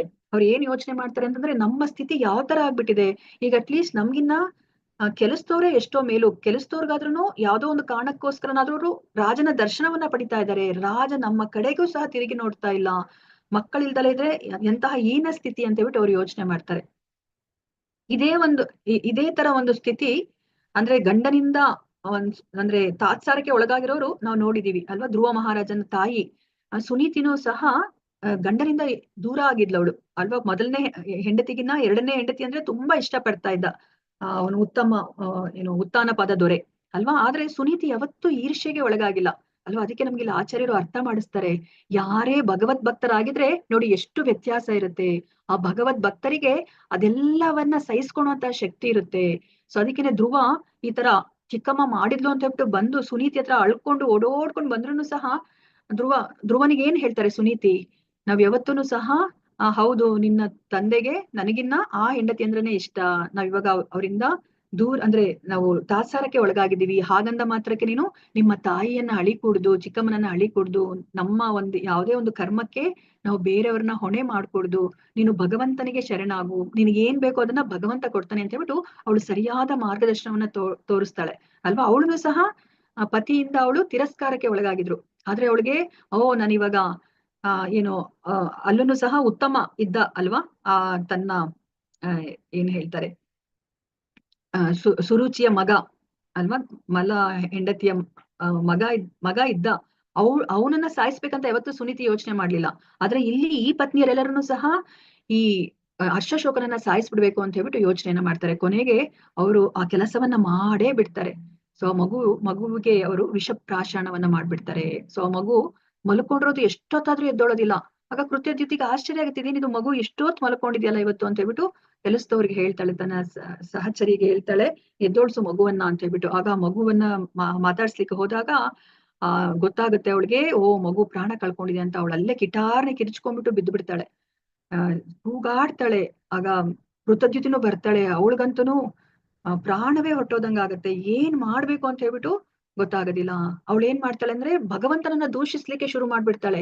ಭಗವಂತ ನೀನೇ ನನಗೆ ಕೊಟ್ಟಿರೋದು, ಅದನ್ನ ನೀನೇ ಕಿತ್ಕೋತಾ ಇದೀಯಾ, ಎಂತಹ ಸೃಷ್ಟಿಕರ್ತ ನೀನು ಅಂತ ಹೇಳ್ಬಿಟ್ಟು ಭಗವಂತನನ್ನ ದೂಷಿಸ್ಲಿಕ್ಕೆ ಅವಳು ಶುರು ಮಾಡ್ತಾಳೆ. ಅದಾದ್ಮೇಲೆ ಅವಳು ಹೇಳ್ತಾಳೆ, ನಿನ್ನನ್ನ ನಾನು ಅಂದು ಏನ್ ಪ್ರಯೋಜನ, ನನ್ನ ಮಗುವಿನ ಬಗ್ಗೆ ನಾನು ಇವಾಗ ಗಮನ ಹರಿಸ್ತೀನಿ ಅಂತ ಹೇಳ್ಬಿಟ್ಟು ಮಗುವನ್ನ ಅವಳು ಅಲ್ಲಾಡಿಸ್ತಿದ್ದಾಳೆ. ಎದ್ದೋಳು ಕಂದ, ಎದ್ದೇಳು, ನೀನು ಆಟ ಆಡು, ನಿನ್ಗೆ ಹೊಟ್ಟೆ ಹಸುವಾಗಿದೆ, ಎಷ್ಟೊತ್ತಾದ್ರೂ ಏನು ತಿಂದಿಲ್ಲ, ನೀನೇನಾದ್ರೂ ಇವಾಗ ಕುಡಿ, ತಿನ್ನು, ಆಟ ಆಡು ಅಂತ ಹೇಳ್ಬಿಟ್ಟು ಮಗುವನ್ನ ಅವಳು ಇದು ಮಾಡ್ತಾ ಇದ್ದಾಳೆ. ಈ ವಿಷಯ ರಾಜನಿಗೆ ಮುಟ್ಬಿಡುತ್ತೆ. ಚಿತ್ರಕೇತು ಮಹಾರಾಜನಿಗೆ ಗೊತ್ತಾಗುತ್ತೆ. ಚಿತ್ರಕೇತು ಮಹಾರಾಜ ಕೇಳಿದ ತಕ್ಷಣ ಅವನಿಗೆ ಭೂಮಿ ಕುಸಿದು ಹೋದಂಗಾಗುತ್ತೆ. ಅಲ್ಲೇ ಕುಸಿದು ಬೀಳ್ತಾನೆ. ಓಡೋಡಿ ಬರ್ತಾನೆ. ಓಡ್ಲಿಕ್ಕೂ ಆಗ್ತಾ ಇಲ್ಲ. ಮಧ್ಯೆ ಮಧ್ಯೆ ಬೀಳ್ತಾ ಇದ್ದಾನೆ.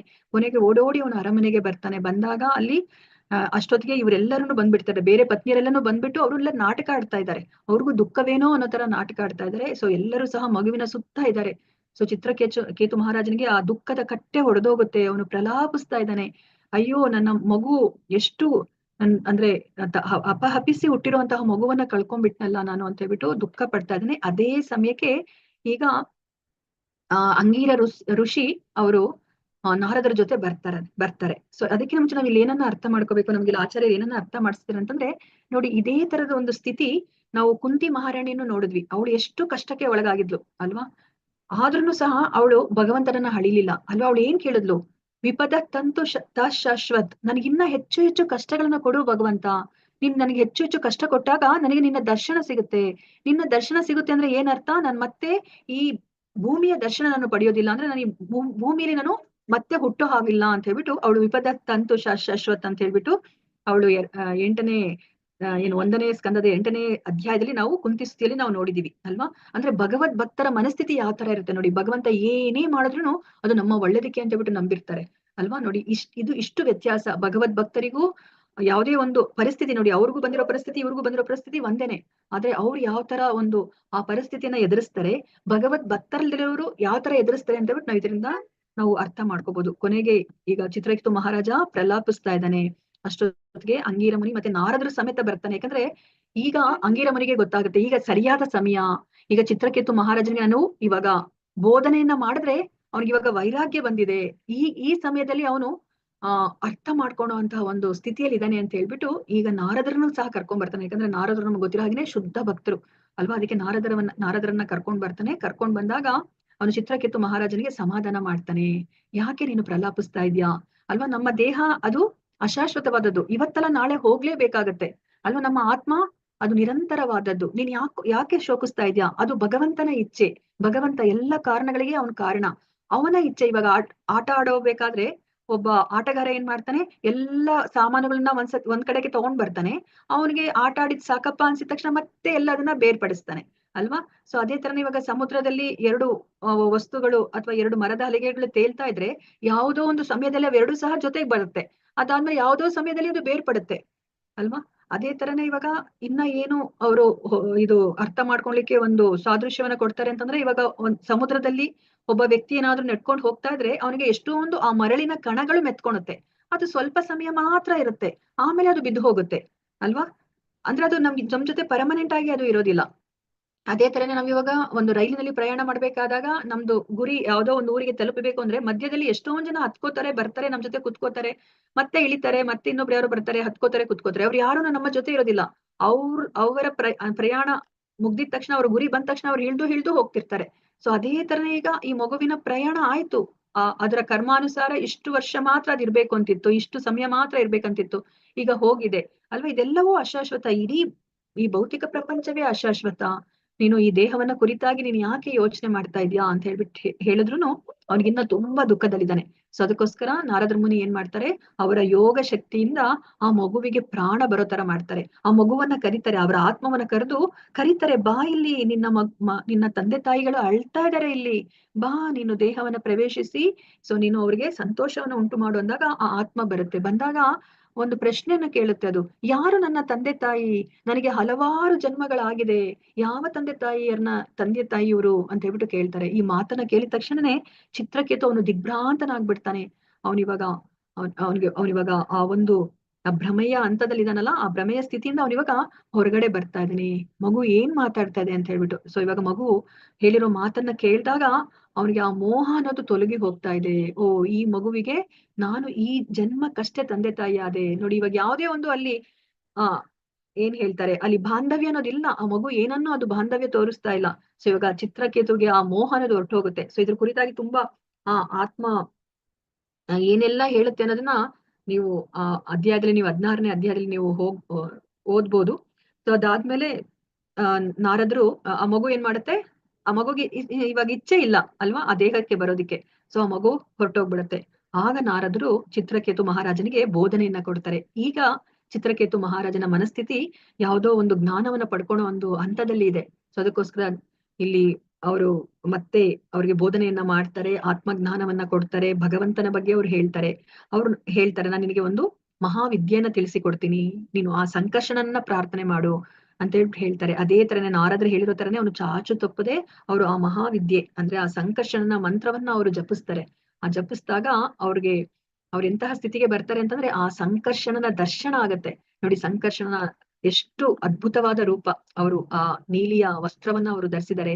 ಅವರ ಸುತ್ತಲೂ ಚತುಷ್ಕುಮಾರರು ಇದ್ದಾರೆ. ಚತುಷ್ಕುಮಾರರು ಯಾವಾಗ್ಲೂ ಆ ಸಂಕರ್ಷಣನ ಒಂದು ಸನ್ನಿಧಾನದಲ್ಲಿ ಇರ್ತಾರೆ. ಅವರ ಪಾದ ಪದ್ಮಗಳಲ್ಲಿ ಅವ್ರು ಇರ್ತಾರೆ. ಯಾಕಂದ್ರೆ ಅವ್ರಿಗೆ ಈ ಭೌತಿಕ ಪ್ರಪಂಚದ ಜಂಜಾಟ ಇದ್ರಲ್ಲಿ ಸಿಲುಕೊಳ್ಳಿಕ್ಕೆ ಅವ್ರಿಗೆ ಇಷ್ಟ ಇಲ್ಲ ಅಲ್ವಾ. ಈವನ್ ಶಿವನು ಸಹ ಯಾವಾಗ್ಲೂ ಸಂಕರ್ಷಣನನ್ನೇ ಪ್ರಾರ್ಥನೆ ಮಾಡ್ತಿರ್ತಾರೆ. ನಮಗ್ ಗೊತ್ತಿರೋ ಹಾಗೇನೆ ಕೃಷ್ಣನಿಂದ ಮೊದಲನೆಯ ವಿಸ್ತರಣೆ ಬಂದು ಬಲರಾಮರಿಂದ ಮೊದಲ ಚತುರ್ವಿವಾಹ ಬರುತ್ತೆ. ಅದರಲ್ಲಿ ವಾಸುದೇವ, ಸಂಕರ್ಷಣ, ಪ್ರದ್ಯುಮ್ನ, ಅನಿರುದ್ಧ ಬರ್ತಾರೆ. ಆ ಸಂಕರ್ಷಣದಿಂದ ಮತ್ತೆ ನಾರಾಯಣ ಬರ್ತಾರೆ. ನಾರಾಯಣನಿಂದ ಮತ್ತೆ ಎರಡನೇ ಚತುರ್ವಿವಾಹ ಬರುತ್ತೆ. ಅಂದ್ರೆ ವಾಸುದೇವ, ಸಂಕರ್ಷಣ, ಪ್ರದ್ಯುಮ್ನ, ಅನಿರುದ್ಧ, ಮತ್ತೆ ಎರಡನೇ ಸಂಕರ್ಷಣದಿಂದ ಆ ಕಾರಣೋದಕಶಾಯಿ ವಿಷ್ಣು ಬರ್ತಾರೆ ಅಲ್ವಾ. ಆಮೇಲೆ ಈಗ ಚಿತ್ರಕೇತು ಮಹಾರಾಜ ಪ್ರಾರ್ಥನೆ ಮಾಡ್ತಾರಲ್ಲ, ಆಗ ಇದನ್ನ ಹೇಳ್ತಾರೆ ಅವರು. ಅಂದ್ರೆ ನೀನು ಇಡೀ ಒಂದು ಬ್ರಹ್ಮಾಂಡಗಳನ್ನೆಲ್ಲ ನಿನ್ನಲ್ಲಿ ಇಟ್ಕೊಂಡಿದ್ಯಾ ನೀನು, ಅಂತಹ ಅಂದ್ರೆ ಸಂಕರ್ಷಣ ಅಂತ ಹೇಳ್ಬಿಟ್ಟು ಅವರು ಪ್ರಾರ್ಥನೆಯನ್ನ ಮಾಡ್ತಾರೆ. ಈ ಸಂಕರ್ಷಣದಿಂದನೇ ಈಗ ಕಾರಣೋದಕಶಾಹಿ ವಿಷ್ಣು ಬರೋದು. ಕಾರಣೋದಕಶಾಹಿ ವಿಷ್ಣುವಿನಿಂದನೇ ಈ ಎಲ್ಲ ಸೃಷ್ಟಿ, ಎಷ್ಟೆಲ್ಲ ವಿಶ್ವಗಳಿದೆ ಅವೆಲ್ಲನೂ ಸೃಷ್ಟಿ ಆಗೋದು. ಆಮೇಲೆ ವಿಶ್ವಗಳೆಲ್ಲ ಸೃಷ್ಟಿ ಆದ್ಮೇಲೆ ಅವ್ರ ಉಸಿರಾಟದಿಂದ ಸೃಷ್ಟಿ ಆದ್ಮೇಲೆ ಗರ್ಭೋದಕಶಾಹಿ ವಿಷ್ಣು ಅದ್ರೊಳಗಡೆ ಹೋಗೋದು. ಆಮೇಲೆ ಬ್ರಹ್ಮ ನಮ್ಮೆಲ್ಲರಿಗೂ ಸಹ ಅವರು ನಮ್ಮ ಕರ್ಮಾನುಸಾರ, ಇಚ್ಛಾನುಸಾರ, ಭಗವಂತನ ಇಚ್ಛಾನುಸಾರ ನಮ್ಗೆ ದೇಹಗಳು ಸಿಗುತ್ತೆ ಅಲ್ವಾ. ಆಮೇಲೆ ಪ್ರತಿಯೊಂದು ದೇಹದ ಒಳಗೆ ಕ್ಷೀರೋದಕಶಾಹಿ ವಿಷ್ಣು ಅವರು ಪರಮಾತ್ಮನಾಗಿ ಅವರು ಹೋಗ್ತಾರೆ ಅಲ್ವಾ. ಸೊ ಈ ಸಂಕರ್ಷಣನಿಗೆ ಅವರು ಏನು ಶರಣಾಗ್ತಾರೆ. ಸೊ ಇವಾಗ ಸಂಕರ್ಷಣನ ಭಕ್ತನಾಗ್ತಾರೆ. ಸಂಕರ್ಷಣನಿಗೆ ಅವರು ಇವಾಗ ಸ್ತುತಿಯನ್ನ ಮಾಡ್ತಾರೆ. ಸೊ ಇವಾಗ ಚಿತ್ರಕೇತು ಮಹಾರಾಜ ಈ ಸಂಕರ್ಷಣನ ದರ್ಶನ ಆದಾಗ ಅವರು ಪ್ರಾರ್ಥನೆಯನ್ನ ಮಾಡ್ತಾರೆ. ಸೊ ಈ ಪ್ರಾರ್ಥನೆಗಳೇ ಈ 15 ಶ್ಲೋಕಗಳಿದೆ. 34ರಿಂದ 48 ತನಕ 6ನೇ ಸ್ಕಂದದ 16ನೇ ಅಧ್ಯಾಯದ 34ರಿಂದ 48 ಶ್ಲೋಕಗಳು. ಇವು 15 ಶ್ಲೋಕಗಳು ಚಿತ್ರಕೇತು ಮಹಾರಾಜನ ಪ್ರಾರ್ಥನೆ. ಯಾವಾಗ ಅವರು ಸಂಕರ್ಷಣನ ದರ್ಶನ ಆಯ್ತೋ ಆಗ ಪ್ರಾರ್ಥನೆಯನ್ನ ಮಾಡ್ತಾರೆ. ಆ ಪ್ರಾರ್ಥನೆಯನ್ನ ಮಾಡಿದ್ಮೇಲೆ ಮತ್ತೆ ಸಂಕರ್ಷಣನು ಸಹ ಅವರಿಗೆ ಬೋಧನೆಯನ್ನ ಮಾಡ್ತಾರೆ. ಅದಾದ್ಮೇಲೆ ಅವ್ರಿಗೆ ಏನ್ ಮಾಡ್ತಾರೆ ಅಂತಂದ್ರೆ ಒಂದು ವಿದ್ಯಾಧರ ಅನ್ನೋ ಒಂದು ಏನು ಲೋಕವನ್ನೇ ಕೊಡ್ತಾರೆ. ಆಯ್ತು, ನೀನು ಚಿತ್ರಕೇತು ಮಹಾರಾಜನಿಗೆ ವಿದ್ಯಾಧರ ಲೋಕದಲ್ಲಿ ನೀನು ಇರು ಅಂತ ಹೇಳ್ಬಿಟ್ಟು ವಿದ್ಯಾಧರ ಲೋಕವನ್ನ ಕೊಡ್ತಾರೆ. ಆ ವಿದ್ಯಾಧರ ಲೋಕದಲ್ಲಿ ಆ ಚಿತ್ರಕೇತು ಮಹಾರಾಜ ಸಂತೋಷವಾಗಿ ಇರ್ತಾನೆ. ಆ ವಿದ್ಯಾಧರ ಸ್ತ್ರೀಯರ ಜೊತೆಗೆ ಸಂತೋಷವಾಗಿ ಇದ್ಕೊಂಡು ಅಲ್ಲೂ ಸಹ ಭಗವಂತನ ನಾಮಸ್ಮರಣೆ ಮಾಡ್ತಿರ್ತಾನೆ. ನೋಡಿ, ಅವನ ಸುತ್ತಮುತ್ತಲೂ ಸ್ತ್ರೀಯರೇ ಇರ್ತಾರೆ. ಆದ್ರೆ ಅವರ ಸಹಾಯದಿಂದ ಅವನು ಭಗವಂತನ ಸ್ತುತಿಯನ್ನ ಮಾಡ್ತಾ ಇರ್ತಾನೆ. ಈ ತರ ಅವನು ಭಗವದ್ ಭಕ್ತನಾಗಿ ಆ ವಿದ್ಯಾಧರ ಲೋಕದಲ್ಲಿ ತುಂಬಾ ಅಪಾರ ಸಂತೋಷವನ್ನ ಅನುಭವಿಸ್ಕೊಂಡು ಇರ್ತಾನೆ. ಸೊ ಒಂದ್ಸತಿ ಏನಾಗುತ್ತೆ, ಅವನು ಇದೇ ತರ ಅವನು ತನ್ನ ವಿಮಾನದಲ್ಲಿ ವಿಮಾನದಲ್ಲಿ ವಿದ್ಯಾಧರ ಸ್ತ್ರೀಯರ ಜೊತೆಗೆ ಇದ್ದಾಗ ಅವನು ಅದ್ರಲ್ಲಿ ಸಂಚಾರ ಮಾಡ್ಕೊಂಡು ಹೋಗ್ತಿರ್ತಾನೆ. ಭಗವಂತ ಇದನ್ನ ಕೊಟ್ಟಿರ್ತಾನೆ. ಸಂಕರ್ಷಣ ತುಂಬಾ ಒಂದು ಸ್ಪೆಷಲ್ ಆಗಿರುವಂತಹ ವಿಮಾನ. ಇದರಲ್ಲಿ ಸಂಚಾರ ಮಾಡ್ತಾ ಇದ್ದಾಗ ಒಂದು ದೃಶ್ಯವನ್ನ ನೋಡ್ತಾನೆ. ಏನು ಅಂತಂದ್ರೆ, ಕೈಲಾಸ ಪರ್ವತದಲ್ಲಿ ಶಿವ, ಪಾರ್ವತಿ ಅವರು ಏನು ಬೇರೆ ಎಲ್ಲಾ ಋಷಿ ಮುನಿಗಳ ಸಮೂಹದಲ್ಲಿ ಅವರು ಭಗವಂತನ ಬಗ್ಗೆ ಅವರು ಚರ್ಚೆಯನ್ನ ಮಾಡ್ತಾ ಇರ್ತಾರೆ. ಸೊ ಅಲ್ಲಿ ಶಿವ ಹೇಳ್ತಾ ಇರ್ತಾರೆ, ಬೇರೆಯವರೆಲ್ಲರೂ ಸಹ ಶ್ರವಣ ಮಾಡ್ತಾ ಇರ್ತಾರೆ. ಆದ್ರೆ ಇಲ್ಲಿ ಏನು ಅಂತಂತಂದ್ರೆ, ಶಿವ ತನ್ನ ಪತ್ನಿಯಾದ ಪಾರ್ವತಿಯನ್ನ ತೊಡೆ ಮೇಲೆ ಕೂಡಿಸ್ಕೊಂಡಿರ್ತಾರೆ ಅಲ್ವಾ. ನಮಗ್ ಗೊತ್ತಿರೋ ಹಾಗೇನೆ ಈಗ ಸಾಮಾನ್ಯ ಜನರೇ ಆಗ್ಲಿ ಹೆಂಡತಿಯನ್ನ ಆತರ ಎಲ್ಲರ ಮುಂದೆ ಪಬ್ಲಿಕ್ ಅಲ್ಲಿ ಆತರ ಅಷ್ಟು ಹತ್ರ ಕೂಡಿಸ್ಕೊಳೋದಿಲ್ಲ ಅಲ್ವಾ. ಆದ್ರೆ ಇಲ್ಲಿ ಶಿವ ನೋಡಿದ್ರೆ ಸಾಮಾನ್ಯ ವ್ಯಕ್ತಿ ಅಲ್ಲ ಅಲ್ವಾ. ಅವ್ರು ಮಹಾವೈಷ್ಣವ ಅಲ್ವಾ. ಮತ್ತೆ ಅವ್ರು ಮಹಾಜನ, ಎಲ್ಲರಿಗೂ ಸಹ ಜ್ಞಾನ ಬೋಧನೆಯನ್ನ ಮಾಡೋರು. ಅವ್ರೇ ಏನಿದು ಈ ತರ ಹೆಂಡತಿಯನ್ನ ತೊಡೆ ಮೇಲೆ ಕೂಡಿಸ್ಕೊಂಡ್ಬಿಟ್ಟಿದಾರಲ್ಲ ಅಂತ ಹೇಳ್ಬಿಟ್ಟು ಚಿತ್ರಕೇತುಗೆ ಒಂದು ಕ್ಷಣ ಅವ್ರಿಗೆ ಏನಂದ್ರೆ ಶಿವನಿಗೆ ಮೂದಲಿಸ್ಬೇಕು ಅಥವಾ ಶಿವನಿಗೆ ನೋವುಂಟು ಮಾಡ್ಬೇಕು ಅಂತ ಅವ್ರು ಹೇಳೋದಿಲ್ಲ. ಅವ್ರು ಏನ್ ಮಾಡ್ತಾರೆ, ಪದೇ ಪದೇ ರಿಪೀಟ್ ಆಗಿ ತುಂಬಾ ದೃಢ ಮನಸ್ಸಿನಿಂದ ಅವ್ರು ಹೇಳ್ತಾರೆ, ನೀನ್ ಏನ್ ಮಾಡ್ತಾ ಇದೀಯ ಶಿವ, ನೀನು ಈ ತರ ಎಲ್ಲಾ ಋಷಿ ಮುನಿಗಳ ಮುಂದೆ ಹೆಂಡತಿನ ತೊಡೆ ಮೇಲೆ ಕೂಡಿಸ್ಕೊಂಡಿದ್ಯಲ್ಲ ಅಂತ ಹೇಳ್ಬಿಟ್ಟು ಅವರು ಪದೇ ಪದೇ ಅದನ್ನ ಅವರು ಹೇಳ್ತಾರೆ. ಅಂದ್ರೆ ಅಲ್ಲಿ ಅವ್ರಿಗೆ ಯಾವುದೇ ಒಂದು ಕೆಟ್ಟ ಮನಸ್ಥಿತಿ ಇಲ್ಲ, ಶಿವನನ್ನ ನೋವು ಮಾಡ್ಬೇಕು ಅಂತ ಇಲ್ಲ. ಅವ್ರಿಗೆ ಏನು ಉದ್ದೇಶ ಇರುತ್ತೆ ಅಂತಂದ್ರೆ, ಯದ್ಯದ್ ಆಚರತಿ ಶ್ರೇಷ್ಠ ತತ್ತದ್ ದೇವೇತರೋ ಜನಾಹ ಸಯತ್ ಪ್ರಮಾಣಂ ಕುರುತೆ ಲೋಕಸ್ತದ್ ಅನುವರ್ತತೆ. ಅದ್ರ ಬಗ್ಗೆ ಯೋಚನೆ ಇತ್ತು.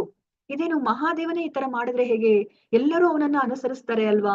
ಸಾಮಾನ್ಯ ಜನಗಳೇನಾದ್ರೂ ಇದನ್ನ ನೋಡಿದ್ರೆ, ಓ ಶಿವನೇ ತನ್ನ ಹೆಂಡತಿಯನ್ನ ಈ ತರ ತೊಡೆ ಮೇಲೆ ಕೂಡಿಸ್ಕೊಂಡಿದ್ದ, ನಾವ್ ಯಾಕೆ ಮಾಡ್ಬಾರ್ದು ಅಂತ ಹೇಳ್ಬಿಟ್ಟು ಶಿವನನ್ನ ಅವರು ಏನು ತಪ್ಪಾಗಿ ಅರ್ಥೈಸ್ಕೊತಾರೆ. ಅಂದ್ರೆ ಶಿವನಿಗೆ ಸಾಧ್ಯ ಹೆಂಡತಿಯನ್ನ ಕೂಡಿಸ್ಕೊಂಡು ಅವನು ವೈರಾಗಿ ಅಲ್ವಾ. ಅವನು ಜಟೆಯನ್ನ ಬಿಟ್ಕೊಂಡಿದ್ದಾನೆ, ಅವನು ಯಾವ ತರ ಅಲಂಕಾರ ಮಾಡ್ಕೊಂಡಿದ್ದಾನೆ, ಅವ್ನಿಗೆ ಯಾವ್ದೂ ಬೇಡ, ವೈರಾಗಿ, ಅವನಿಗೆ ಸಾಧ್ಯ ಇದೆ. ಆದ್ರೆ ಜನಗಳು ಇದನ್ನ ತಪ್ಪಾಗಿ ಅರ್ಥ ಮಾಡ್ಕೋತಾರೆ, ಸಾಮಾನ್ಯ ಜನಗಳು ಅಂತ ಹೇಳಿ ಅದನ್ನ ಅವರು ಅಂದ್ರೆ ದೃಷ್ಟಿಯಲ್ಲಿ ಇಟ್ಕೊಂಡು ಶಿವನಿಗೆ ಅವರು ಹೇಳ್ತಾ ಇದ್ದಾರೆ, ಏನ್ ಮಾಡ್ತಾ ಇದೆಯಾ ಶಿವ ಅಂತ ಹೇಳ್ಬಿಟ್ಟು. ಆದ್ರೆ ಶಿವನಿಗೆ ಗೊತ್ತಿದೆ, ಅಂದ್ರೆ ಚಿತ್ರಕೇತುವಿನ ಮನಸ್ಥಿತಿ ಗೊತ್ತಿದೆ. ಅವನು ಅದನ್ನ ತಪ್ಪಾಗಿ ಅರ್ಥ ಮಾಡ್ಕೊಳೋದಿಲ್ಲ, ಅವನು ಅಪರಾಧ ಅಂತ ಅನ್ಕೊಳೋದಿಲ್ಲ, ನನ್ಗೆ ಅಪರಾಧ ಮಾಡ್ದ ಚಿತ್ರಕೇತು ಅಂತ ಅನ್ಕೊಳೋದಿಲ್ಲ. ಆದ್ರೆ ಪಾರ್ವತಿ ಮಾತೆಗೆ ಅಪರಾಧ ಅನಿಸ್ಬಿಡುತ್ತೆ. ನನ್ನ ಗಂಡನಿಗೆ ಅಂದ್ರೆ ಬೋಧನೆಯನ್ನ ಮಾಡೋಷ್ಟು ಇವನು ಚಿತ್ರಕೇತು ದೊಡ್ಡವನ, ಯಾರೆಲ್ಲ ಇದ್ದಾರೆ, ಬೇರೆಲ್ಲ ಮಹಾಜನರಿದ್ದಾರೆ ಅಲ್ವಾ. ನಮಗ್ ಗೊತ್ತಿರೋ ಹಾಗೇನೆ ಮಹಾಜನರು 12 ಮಹಾಜನರಿದ್ದಾರೆ. ಅವ್ರಿಗಿನ್ನ ಇವನು ಚಿತ್ರಕೇತು ದೊಡ್ಡವನ, ಅವ್ರೇ ಯಾರುನು ನನ್ನ ಗಂಡನಿಗೆ ಹೇಳೋದಿಲ್ಲ, ಇವನ್ ಯಾರು ಹೇಳೋದಿಕ್ಕೆ ಅನ್ನೋ ತರ ಪಾರ್ವತಿ ಮಾತೆಗೆ ಕೋಪ ಬರುತ್ತೆ. ಕೋಪ ಬಂದಾಗ ಅವರು ಚಿತ್ರಕೇತು ಮಹಾರಾಜನಿಗೆ ಶಾಪವನ್ನ ಕೊಡ್ತಾರೆ.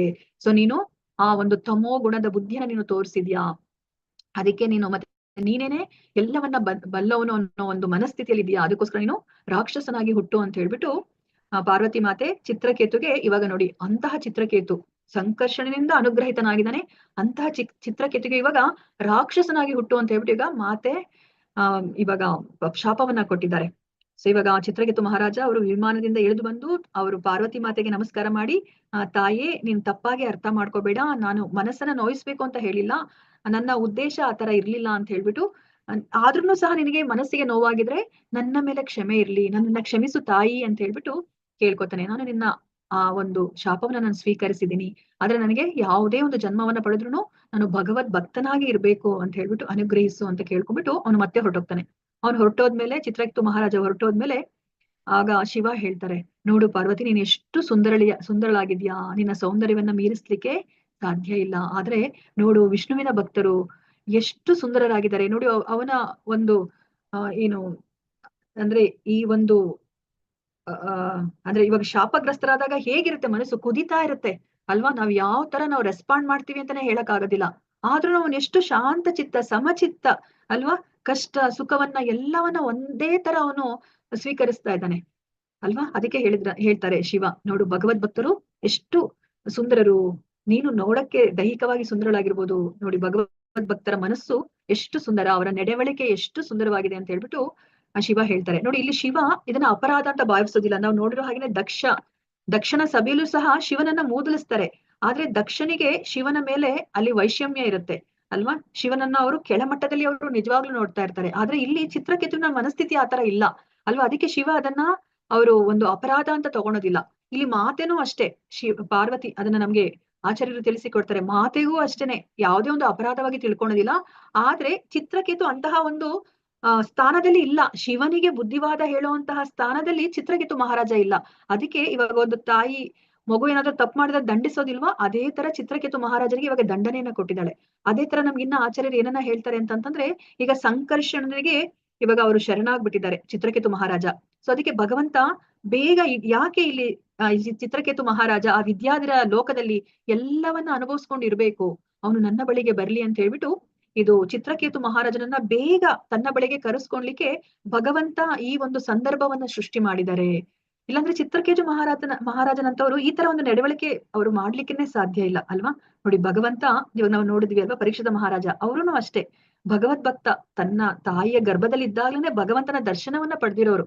ಅವ್ರು ಯಾಕೆ ಆ ಒಂದು ಯಾರು ಅವ್ರ ಬಾಯಾರಿಕೆ ಆದಾಗ ಆ ಶಮ್ಯಕ ಋಷಿಯ ಮುನಿಯ ಆಶ್ರಮಕ್ಕೆ ಹೋದಾಗ ಆ ಸತ್ತ ಹಾವನ್ನ ಅವ್ರು ಯಾಕೆ ಆ ಋಷಿಯ ಕೊರಳಿ ಮೇಲೆ ಹಾಕ್ಬೇಕಾಗಿತ್ತು ಅಲ್ವಾ. ಆತರ ಅವ್ರ ನಡವಳಿಕೆಯನ್ನ ಮಾಡೋ ಅಗತ್ಯನೇ ಇರಲಿಲ್ಲ. ಅದೆಲ್ಲನೂ ಸಹ ಭಗವಂತ ಅವರು ಆ ಸಂದರ್ಭವನ್ನ ಆತರ ಸೃಷ್ಟಿ ಮಾಡಿದ್ದಾರೆ. ಯಾಕಂದ್ರೆ ಪರೀಕ್ಷಿತ ಮಹಾರಾಜ ಈಗ ಅವನು ಭಾಗವತವನ್ನ ಅವನು ಶ್ರವಣ ಮಾಡ್ಬೇಕು, ಆ ಭಾಗವತದ ಮಹತ್ವ ಎಲ್ಲರಿಗೂ ಗೊತ್ತಾಗ್ಬೇಕು, ನನ್ನ ಬಳಿಗೆ ಆ ಪರೀಕ್ಷಿತ ಮಹಾರಾಜ ಬರ್ಬೇಕು ಬೇಗ ಅಂತ ಹೇಳ್ಬಿಟ್ಟು ಅದು ಭಗವಂತನ ಒಂದು ಏನು ಸೃಷ್ಟಿ, ಅವರ ಒಂದು ಯೋಜನೆ ಅದು ಅಲ್ವಾ. ಅದೇ ತರನೇ ಇಲ್ಲೂ ಸಹ ಈ ಸಂದರ್ಭ ಸೃಷ್ಟಿಯಾಗಿರೋದು ಆ ಸಂಕರ್ಷಣ ಅವರು ಬೇಗ ಚಿತ್ರಕೇತು ಮಹಾರಾಜನನ್ನ ಬಳಿಗೆ ಬರ್ಲಿ, ಅವ್ರು ಮಿಸ್ ಮಾಡ್ಕೋತಾ ಇದ್ರು ಚಿತ್ರಕೇತು ಮಹಾರಾಜನನ್ನ. ಸೊ ಬೇಗ ಬರ್ಲಿ ಚಿತ್ರಕೇತು ಅಂತ ಹೇಳ್ಬಿಟ್ಟು ಅವ್ರು ಈ ಸಂದರ್ಭವನ್ನ ಸೃಷ್ಟಿ ಮಾಡ್ತಾರೆ. ಅದಕ್ಕೋಸ್ಕರನೇ ಯಾವಾಗ ಅಲ್ಲಿ ಯಾರು ತ್ವಷ್ಟ ಅಲ್ಲಿ ಯಜ್ಞವನ್ನ ಮಾಡ್ತಾ ಆ ಇಂದ್ರನಿಗೆ ವೈರಿ ಆಗುವಂತಹ ಒಬ್ಬ ಮಗ ಬೇಕು ಅಂತ ಅವರು ಯಜ್ಞವನ್ನ ಮಾಡಿದಾಗ ಈ ರುದ್ರಾಸುರ ಅವನು ಅಲ್ಲಿ ಕಾಣಿಸ್ಕೊತಾನೆ ಅಲ್ವಾ. ಎಂತಹ ಮಹಾ ದೈತ್ಯ ಅವನನ್ನ ನೋಡಿ ಎಲ್ಲರೂ ಇಂದ್ರಾದಿ ದೇವತೆಗಳನ್ನು ಭಯಭೀತರಾಗಿ ಅವರು ಭಗವಂತನ ಬಳಿಗೆ ಹೋಗ್ಬಿಟ್ಟು ಅವ್ರು ಕೇಳ್ಕೊತಾರೆ, ಸೊ ಇವರಿಂದ ನಾವು ಹೇಗೆ ಪಾರಾಗೋದು, ನೀನೇ ನಮ್ಗೆ ದಾರಿ ತೋರಿಸ್ಬೇಕು ಅಂದಾಗ ನೀವು ದದೀಚಿ ಮುನಿ ಹತ್ರ ಹೋಗಿ. ದದೀಚಿ ಮುನಿ ಅವರು ದೇಹವನ್ನ ತ್ಯಾಗ ಮಾಡಿದಾಗ ಅವರ ಮೂಳೆಗಳಿಂದ ನೀವು ಆ ಒಂದು ವಜ್ರಾಯುಧವನ್ನ ನೀವು ತಯಾರು ಮಾಡಿ ಅದರಿಂದ ನೀವು ಆ ರುದ್ರಾಸುರನನ್ನು ನೀವು ಸಂಹಾರ ಮಾಡ್ಬೋದು ಅಂತ ಬಿಟ್ಟು ಹೇಳ್ತಾರೆ. ಸೊ ಕೊನೆಗೆ ಘನಘೋರವಾದ ಯುದ್ಧ ನಡೆದಾದ್ಮೇಲೆ ಏನಾಗುತ್ತೆ, ಚಿತ್ರಕೇತು ಮಹಾರಾಜ ಅವರು ರುದ್ರಾಸುರನಾಗಿದ್ದಾಗ ಎರಡೂ ಕೈಗಳನ್ನ ಕಳ್ಕೊತಾರೆ ಇಂದ್ರನಂತರ ಅವರು ಅಲ್ವಾ. ಕಳ್ಕೊಂಡ್ಮೇಲೆ ಅವ್ರು ಇಂದ್ರನನ್ನ ನುಂಗ್ ಬಿಡ್ತಾರೆ. ಇಂದ್ರ ಆ ರುದ್ರಾಸುರನ ಹೊಟ್ಟೆ ಒಳಗೆ ಹೋದ್ಮೇಲೆ ಅವರು ಆ ನಾರಾಯಣ ಕವಚವನ್ನ ಅವರು ತಿಳ್ಕೊಂಡಿರ್ತಾರೆ ಅಲ್ವಾ. ವಿಶ್ವರೂಪನಿಂದ ಅವರು ತಿಳ್ಕೊಂಡಿರ್ತಾರೆ. ಅದಕ್ಕೋಸ್ಕರ ಅದನ್ನ ಉಪಯೋಗಿಸ್ಕೊಂಡು ಅವರು ರುದ್ರಾಸುರನ ಹೊಟ್ಟೆನ ಸೀಳಿ ಹೊರಗಡೆ ಬರ್ತಾರೆ. ಹೊರಗಡೆ ಬಂದ್ಬಿಟ್ಟು ತನ್ನ ವಜ್ರಾಯುಧದಿಂದ ಅವರು ರುದ್ರಾಸುರನ ಕುತ್ತಿಗೆಯನ್ನ ಅವರು ಕೊಯ್ತಾರೆ ಅಲ್ವಾ. ಆ ಕುತ್ತಿಗೆಯನ್ನ ಕೊಯ್ದು ಅವರು ರುದ್ರಾಸುರನ ಸಾಯಿಸ್ತಾರೆ. ಆದ್ರೆ ಅವರ ಕುತ್ತಿಗೆನ ಕೊಯ್ಲಿಕ್ಕೆ ಇಂದ್ರನಿಗೆ 1 ವರ್ಷ ಬೇಕಾಯ್ತು ಅಂತ ಹೇಳ್ಬಿಟ್ಟು ನಾವು ತಿಳ್ಕೊಂಡ್ವಿ ಇಂದಿನ ವಾರದಲ್ಲಿ ಅಲ್ವಾ.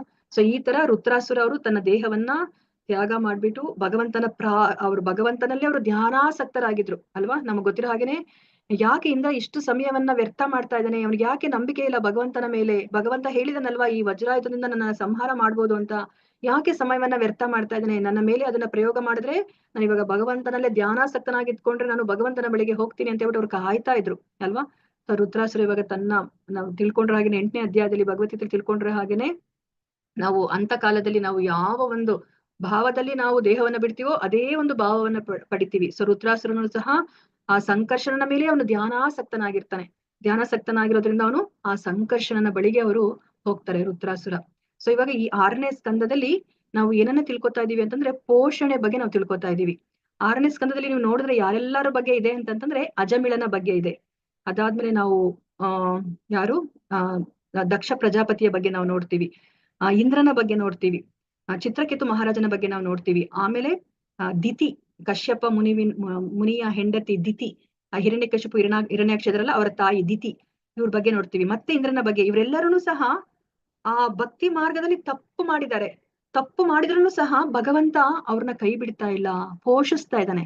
ಸೊ ಅದಕ್ಕೆ ಈ 6ನೇ ಸ್ಕಂದವನ್ನ ಪೋಷಣೆ ಅಂತ ಕರೀತಾರೆ. ಅಂದ್ರೆ ಭಗವಂತ ತನ್ನ ಭಕ್ತರನ್ನ ಯಾವತ್ತೂ ಕೈ ಬಿಡುದಿಲ್ಲ. ಅವಶ್ಯ ರಕ್ಷಿಬೇ ಕೃಷ್ಣ, ಅವರು ರಕ್ಷಣೆಯನ್ನ ಮಾಡೇ ಮಾಡ್ತಾರೆ ಅನ್ನೋದಕ್ಕೆ ಈ ಎಲ್ಲ ಭಕ್ತರ ವೃತ್ತಾಂತವನ್ನ ನಮ್ಗೆ ತಿಳಿಸಿಕೊಡ್ತಾ ಇದ್ದಾರೆ. ಇದರಿಂದ ನಮ್ಗೆ ಧೈರ್ಯ ಬರುತ್ತೆ ಅಲ್ವಾ ಈ ಭಕ್ತಿ ಮಾರ್ಗದಲ್ಲಿ ಮುನ್ನಡೆಯಲಿಕ್ಕೆ. ಹೌದು, ನಾವು ಭಗವಂತನನ್ನ ನಾವು ನಂಬಿದ್ರೆ ಭಗವಂತ ಯಾವತ್ತೂ ಕೈ ಬಿಡೋದಿಲ್ಲ ಅಂತ ನಾವು ನೋಡಿದ್ವಿ. ಅಜಮಿಳನನ್ನ ಅಲ್ವಾ, ಅವನಿಗೆ 2ನೇ ಚಾನ್ಸ್ ಅನ್ನ ಕೊಟ್ರು. ಅವರು ನಾರಾಯಣ ಅಂತ ಹೇಳ್ಬಿಟ್ಟು ಮಗನಿಗೆ ಹೆಸರನ್ನ ಇಡೋ ತರ ಮಾಡಿದ್ರು. ಅದಾದ್ಮೇಲೆ ಅವ್ರಿಗೆ ಮತ್ತೆ ಹರಿದ್ವಾರದಲ್ಲಿ ಅವರು ಭಕ್ತಿಯನ್ನ ಮಾಡಿ ಮತ್ತೆ ಭಗವಂತನ ಲೋಕಕ್ಕೆ ಹೋಗೋ ಒಂದು ಅವಕಾಶವನ್ನ ಕೊಟ್ರು. ಸೊ ಅದೇ ತರ ಈಗ ರುದ್ರಾಸುರನಿಗೂ ಸಹ ಅಂದ್ರೆ ಚಿತ್ರಕೇತು ಮಹಾರಾಜನಿಗೂ ಸಹ ರುದ್ರಾಸುರನಾಗಿ ಮತ್ತೆ ಅವರು ಭಗವಂತನ ಬಳಿಗೆ ಹೋಗೋಕೆ ಒಂದು ಅವಕಾಶವನ್ನ ಅವ್ರು ಕೊಟ್ರು. ಅಂದ್ರೆ ಅವ್ರು ನೋಡಿ ಒಂದೇ ಜನ್ಮದಲ್ಲಿ ರುದ್ರಾಸುರನಾಗ್ತಾರೆ. ಸ್ವಲ್ಪ ದಿವಸ ಅಷ್ಟೇ ನಮ್ಗೆ ಗೊತ್ತಿರೋ ಹಾಗೇನೆ ಅವರು ಆ ಯಜ್ಞದಿಂದ ಬಂದಾಗ್ಲೇನೆ ಅವರು ಆ ದೊಡ್ಡ ದೈತ್ಯಾಕಾರವಾಗಿ ಬರ್ತಾರೆ. ಅದಾದ್ಮೇಲೆ ಇಂದ್ರನ ಜೊತೆ ಯುದ್ಧ ಮಾಡ್ತಾರೆ. ಮತ್ತೆ ಅದೇ ಜನ್ಮದಲ್ಲಿ ಅವರು ಭಗವಂತನ ಬಳಿಗೆ ಹೋಗ್ಬಿಡ್ತಾರೆ ಅಲ್ವಾ. ಸೊ ಅದಾದ್ಮೇಲೆ ಮತ್ತೆ ಇಂದ್ರನ ಬಗ್ಗೆನೂ ಸಹ ನಾವು ಮುಂದೆ ನಾವು ಇದೆಲ್ಲ ಅಂದ್ರೆ ಇದೇನ್ ಪ್ರಾರ್ಥನೆ ಇದೆ ಚಿತ್ರಕೇತು ಮಹಾರಾಜನ ಪ್ರಾರ್ಥನೆಗಳಾದ್ಮೇಲೆ ಆ ಇಂದ್ರನ ಬಗ್ಗೆ ಸ್ವಲ್ಪ ಇದೆ.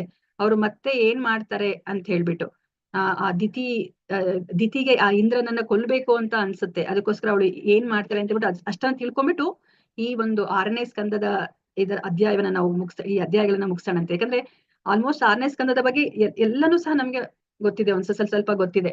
ಸೊ ಅದಕ್ಕೋಸ್ಕರ ಈ ಚಿತ್ರಕೇತು ಮಹಾರಾಜನ ಪ್ರಾರ್ಥನೆಗಳಾದ್ಮೇಲೆ ಜ್ಞಾಪಿಸ್ಕೊಳ್ಳಿ, ಯಾರಾದ್ರೂ ಜ್ಞಾಪಿಸಿ ಇದನ್ನ ಆ ಮರುತರು ಹೇಗೆ ಹುಡ್ತಾರೆ, 49 ಮರುತರು ಹೇಗೆ ಹುಡ್ತಾರೆ, ಅವರೆಲ್ಲರನ್ನೂ ಸಹ ದ್ವಿತೀಯ ಗರ್ಭದಿಂದ ಬರೋರೆಲ್ಲ ದೈತ್ಯರಾಗ್ಬೇಕು, ಆದ್ರೆ ಇವರು ದೇವತೆಗಳಾಗ್ತಾರೆ ಹೇಗೆ ಅಂತ ಹೇಳ್ಬಿಟ್ಟು ನಾವು ತಿಳ್ಕೊಳ್ಳೋಣಂತೆ. ಸೊ ಇವತ್ತಿನ ದಿವಸ ಓಕೆ ಒಂದು ಶ್ಲೋಕವನ್ನ ನಾವು ತಿಳ್ಕೊಳ್ಳೋಣಂತೆ.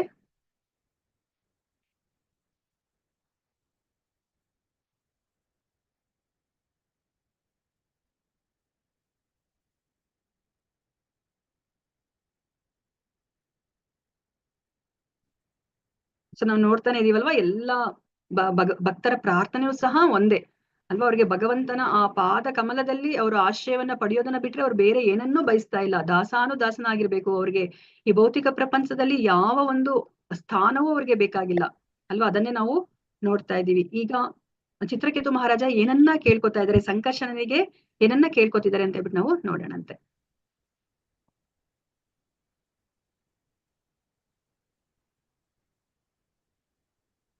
ಇವಾಗ ಚಿತ್ರಕೇತು ಯಾರಿಗೆ ಪ್ರಾರ್ಥನೆಯನ್ನ ಮಾಡ್ತಾ ಇದ್ದಾನೆ? ಯಾವಾಗ ಪ್ರಾರ್ಥನೆಯನ್ನ ಮಾಡ್ತಾ ಇದ್ದಾನೆ?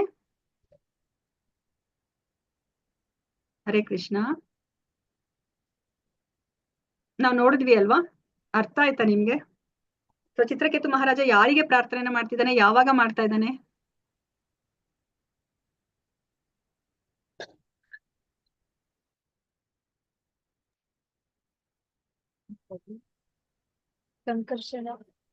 ಸಂಕರ್ಷಣನಿಗೆ ಅವ್ರು ಪ್ರಾರ್ಥನೆಯನ್ನ ಮಾಡ್ತಾ ಇದ್ದಾರೆ ಅಲ್ವಾ? ಅವರು ನಾರದ ಮುನಿಯವರು ಅವ್ರಿಗೆ ಒಂದು ಮಹಾವಿದ್ಯೆಯನ್ನು ತಿಳಿಸಿಕೊಡ್ತಾರೆ. ಸಂಕರ್ಷಣನಿಗೆ ಪ್ರಾರ್ಥನೆ ಹೇಗೆ ಮಾಡೋದು ಅಂತ ತಿಳಿಸಿಕೊಡ್ತಾರೆ. ಅದೇ ಅವರ ಮಾತಿಗೆ ಅನುಗುಣವಾಗಿ ಅವರು ಅದನ್ನ ಪಾಲಿಸಿದಾಗ, ಅವರು ಸಂಕರ್ಷಣನ ಪ್ರಾರ್ಥನೆಯನ್ನ ಮಾಡಿದಾಗ ಸಂಕರ್ಷಣ ಅವರ ಭಕ್ತಿಗೆ ಮೆಚ್ಚಿ ಅವ್ರಿಗೆ ದರ್ಶನವನ್ನ ಕೊಡ್ತಾರೆ ಅಲ್ವಾ? ಸಂಕರ್ಷಣ ದರ್ಶನ ಆಗತ್ತೆ. ಆಗ ಚಿತ್ರಕೇತು ಈ ಪ್ರಾರ್ಥನೆಯನ್ನ ಮಾಡ್ತಾರೆ. ಸೊ ಚಿತ್ರಕೇತುರುವಾಚ ಶ್ಲೋಕ 34. ಇದು 6ನೇ ಸ್ಕಂದದ 16ನೇ ಅಧ್ಯಾಯದ 34ನೇ ಶ್ಲೋಕ. ಇವಾಗ ಚಿತ್ರಕೇತು ಈಗ ಭಗವಂತನ ದರ್ಶನ ಆಗಿದೆ. ಈಗ ಅವನು ಪ್ರಾರ್ಥನೆಯನ್ನ ಮಾಡ್ತಿದ್ದಾರೆ. ಏನಂತ ಪ್ರಾರ್ಥನೆ ಮಾಡ್ತೀರಾ ಅಂತ ಹೇಳ್ಬಿಟ್ಟು ನೋಡೋಣ. ಚಿತ್ರಕೇತುರುವಾಚ, ಎಲ್ಲರೂ ಹೇಳಿ. ಚಿತ್ರಕೇತುರುವಾಚ ಚಿತ್ರಕೇತುರುವಾಚ ಅಜಿತಾಜಿತ ಸಮಮತಿಭಿಃ ಸಮಮತಿಭಿಃ ಸಾಧುಭಿರ್ಭವಾನ್ ಜಿತಾತ್ಮಭಿರ್ಭವತಾ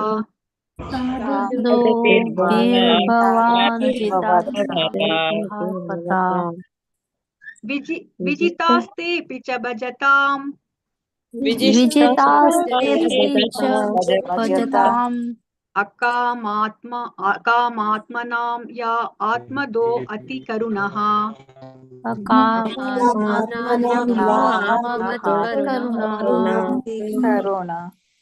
ಚಿತ್ರಕೇತುರುವಾಚ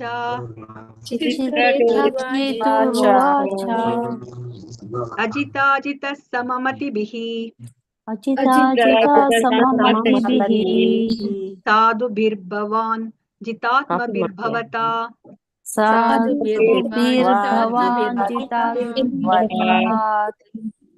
ವಿಜಿತಾಸ್ತೇಪಿ ಚ ಭಜತಾಂ ಅಕಾಮಾತ್ಮನಾಂ ಯಾ ಆತ್ಮದೋ ಅತಿ ಕರುಣಃ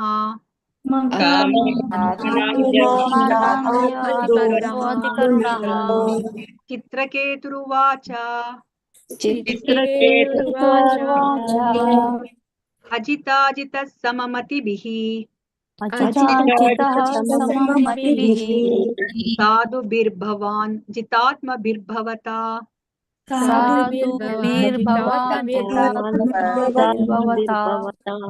ವಿಜಿತಾಸ್ತೇಪಿ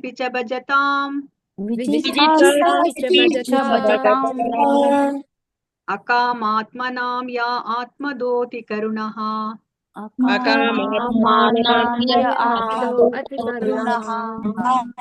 ಹರೇ ಕೃಷ್ಣ. ಯಾರಾದ್ರೂ ಒಬ್ರು ಇದನ್ನ ಓದಿ, ಒಬ್ರು ಡಿವೋಟಿ ಯಾರಾದ್ರೂ ಓದಿ. ಹರೇ ಕೃಷ್ಣ ಮಾತಾಜಿ. ಓದ್ಲಾ ಮಾತಾಜಿ? ಹರೇ ಕೃಷ್ಣ. ಓದಿ ಅಶ್ವಿನಿ ಮಾತಾಜಿ. ಚಿತ್ರಕೇತುರುವಾಚ ಅಜಿತಾಜಿತ ಸಮಮತಿಭಿಃ ಸಾಧುಭಿರ್ಭವಾನ್ ಜಿತಾತ್ಮಭಿರ್ಭವತಾ ವಿಜಿತಾಸ್ತೇಪಿ ಚ ಭಜತಾ ಮಾಕಮಾತ್ಮನಾಂ ಯಾ ಆತ್ಮದೋ ಅತಿ ಕರುಣಃ. ಹರೇ ಹರೇ ಕೃಷ್ಣ ಕೃಷ್ಣ ಮಾತಾಜಿ. ಧನ್ಯವಾದಗಳು ಮಾತಾಜಿ. ಹರೇ ಕೃಷ್ಣ ಮಾತಾಜಿ. ವರದ ಮಾತಾಜಿ, ನೀವು ಓದ್ಬೇಕಾ? ಇದು ಶ್ಲೋಕ ಓದ್ತೀರಾ ಅಥವಾ ಇದು ವರ್ಡ್ ಟು ವರ್ಡ್ ಮೀನಿಂಗ್ ಓದ್ಬಿಡಿ. 51 ಆಗಿದೆ, 51 ಆಗಿದೆ. ಚಿತ್ರಕೇತುರುವಾಚ ರಾಜ ಚಿತ್ರಕೇತು ಹೇಳಿದನು, ಅಜಿತ, ಹೇ ಅಜೇಯನಾದ ನನ್ನ ಪ್ರಭುವೇ, ಜಿತಃ ಜಯಿಸಲ್ಪಟ್ಟನು, ಸಮಮತಿಭಿ ಬುದ್ಧಿಯ ಸಮಸ್ಥಿತಿಯಲ್ಲಿ ಇರುವುದರಿಂದ, ಸಾಧುಭಿ ಭಕ್ತರಿಂದ, ಭವಾನ್ ತಾವು, ಜಿತ ಆತ್ಮಭಿ ಸಂಪೂರ್ಣನಾಗಿ ಚಿತ್ತೇಂದ್ರಿಯವರಿಂದ, ಭವತ ನಿನ್ನಿಂದ, ಜಿತಾಹ ಜಯಿಸಲ್ಪಟ್ಟರು, ತೇ ಅಪಿ ಅವರು ಸಹ, ಚ ಮತ್ತು ಭಜತ ನಿನ್ನ ಸೇವಾ ತತ್ಪರರಾದವರಿಗೆ, ಅಕಾಮ ಆತ್ಮನ ಭೌತಿಕ ಲಾಭದ ಅಪೇಕ್ಷೆ ಇಲ್ಲದೆ, ಯಹ ಯಾರು ಆತ್ಮದ ತನ್ನನ್ನು ಕೊಟ್ಟ ಬಿಡುವವನು, ಅತಿ ಕರುಣಃ ಅತಿ ದಯಾಮಯ. ಹರೇ ಕೃಷ್ಣ ಮಾತಾಜಿ. ಹರೇ ಕೃಷ್ಣ ಮಾತಾಜಿ. ಅನುವಾದ ಓದ್ಬಿಡಿ ಮಾತಾಜಿ. ಧನ್ಯವಾದ ಅನುವಾದ. ಮಾತಾಜಿ ಓದ್ಬಿಡಿ. ಚಿತ್ರಕೇತು ಹೇಳಿದನು, ಅವಿಜೇತನಾದ ಹೇ ಭಗವಂತನೇ, ನಿನ್ನನ್ನು ಯಾರು ಜಯಿಸಲಾರರಾದರೂ ಮನಸ್ಸು ಮತ್ತು ಇಂದ್ರಿಯಗಳನ್ನು ನಿಗ್ರಹಿಸಿರುವ ಭಕ್ತರು ನಿನ್ನನ್ನು ನಿಜವಾಗಿಯೂ ಜಯಿಸಬಲ್ಲರು. ನಿನ್ನಿಂದ ಯಾವ ಲೌಕಿಕವಾದ ಲಾಭವನ್ನು ಅಪೇಕ್ಷಿಸದ ಭಕ್ತರ ವಿಷಯದಲ್ಲಿ ಉದ್ದೇಶವಿಲ್ಲದೆಯೇ ಕರುಣೆ ತೋರುವೆ. ಆದ್ದರಿಂದ ಅಂತಹ ಭಕ್ತರು ನಿನ್ನನ್ನು ಅವರ ಅಧೀನದಲ್ಲಿಟ್ಟುಕೊಳ್ಳಬಲ್ಲರು. ವಾಸ್ತವವಾಗಿ ನೀನು ಅವರಿಗೆ ಸಮರ್ಪಿಸಿಕೊಂಡಿರುವೆ. ಇದೇ ಕಾರಣಕ್ಕಾಗಿ ಭಕ್ತರ ಮೇಲೆ ನಿನಗೂ ಪೂರ್ತಿಯಾದ ನಿಯಂತ್ರಣವಿರುವುದು. ಹರೇ ಕೃಷ್ಣ ಮಾತಾಜಿ. ಹರೇ ಕೃಷ್ಣ ಮಾತಾಜಿ, ಧನ್ಯವಾದಗಳು. ಹರೇ ಕೃಷ್ಣ, ಇಲ್ಲಿ ಏನನ್ನ ಹೇಳ್ತಾ ಇದಾರೆ ಚಿತ್ರಕೇತು ಮಹಾರಾಜ? ಯಾರಾದ್ರೂ ಹೇಳ್ತೀರಾ?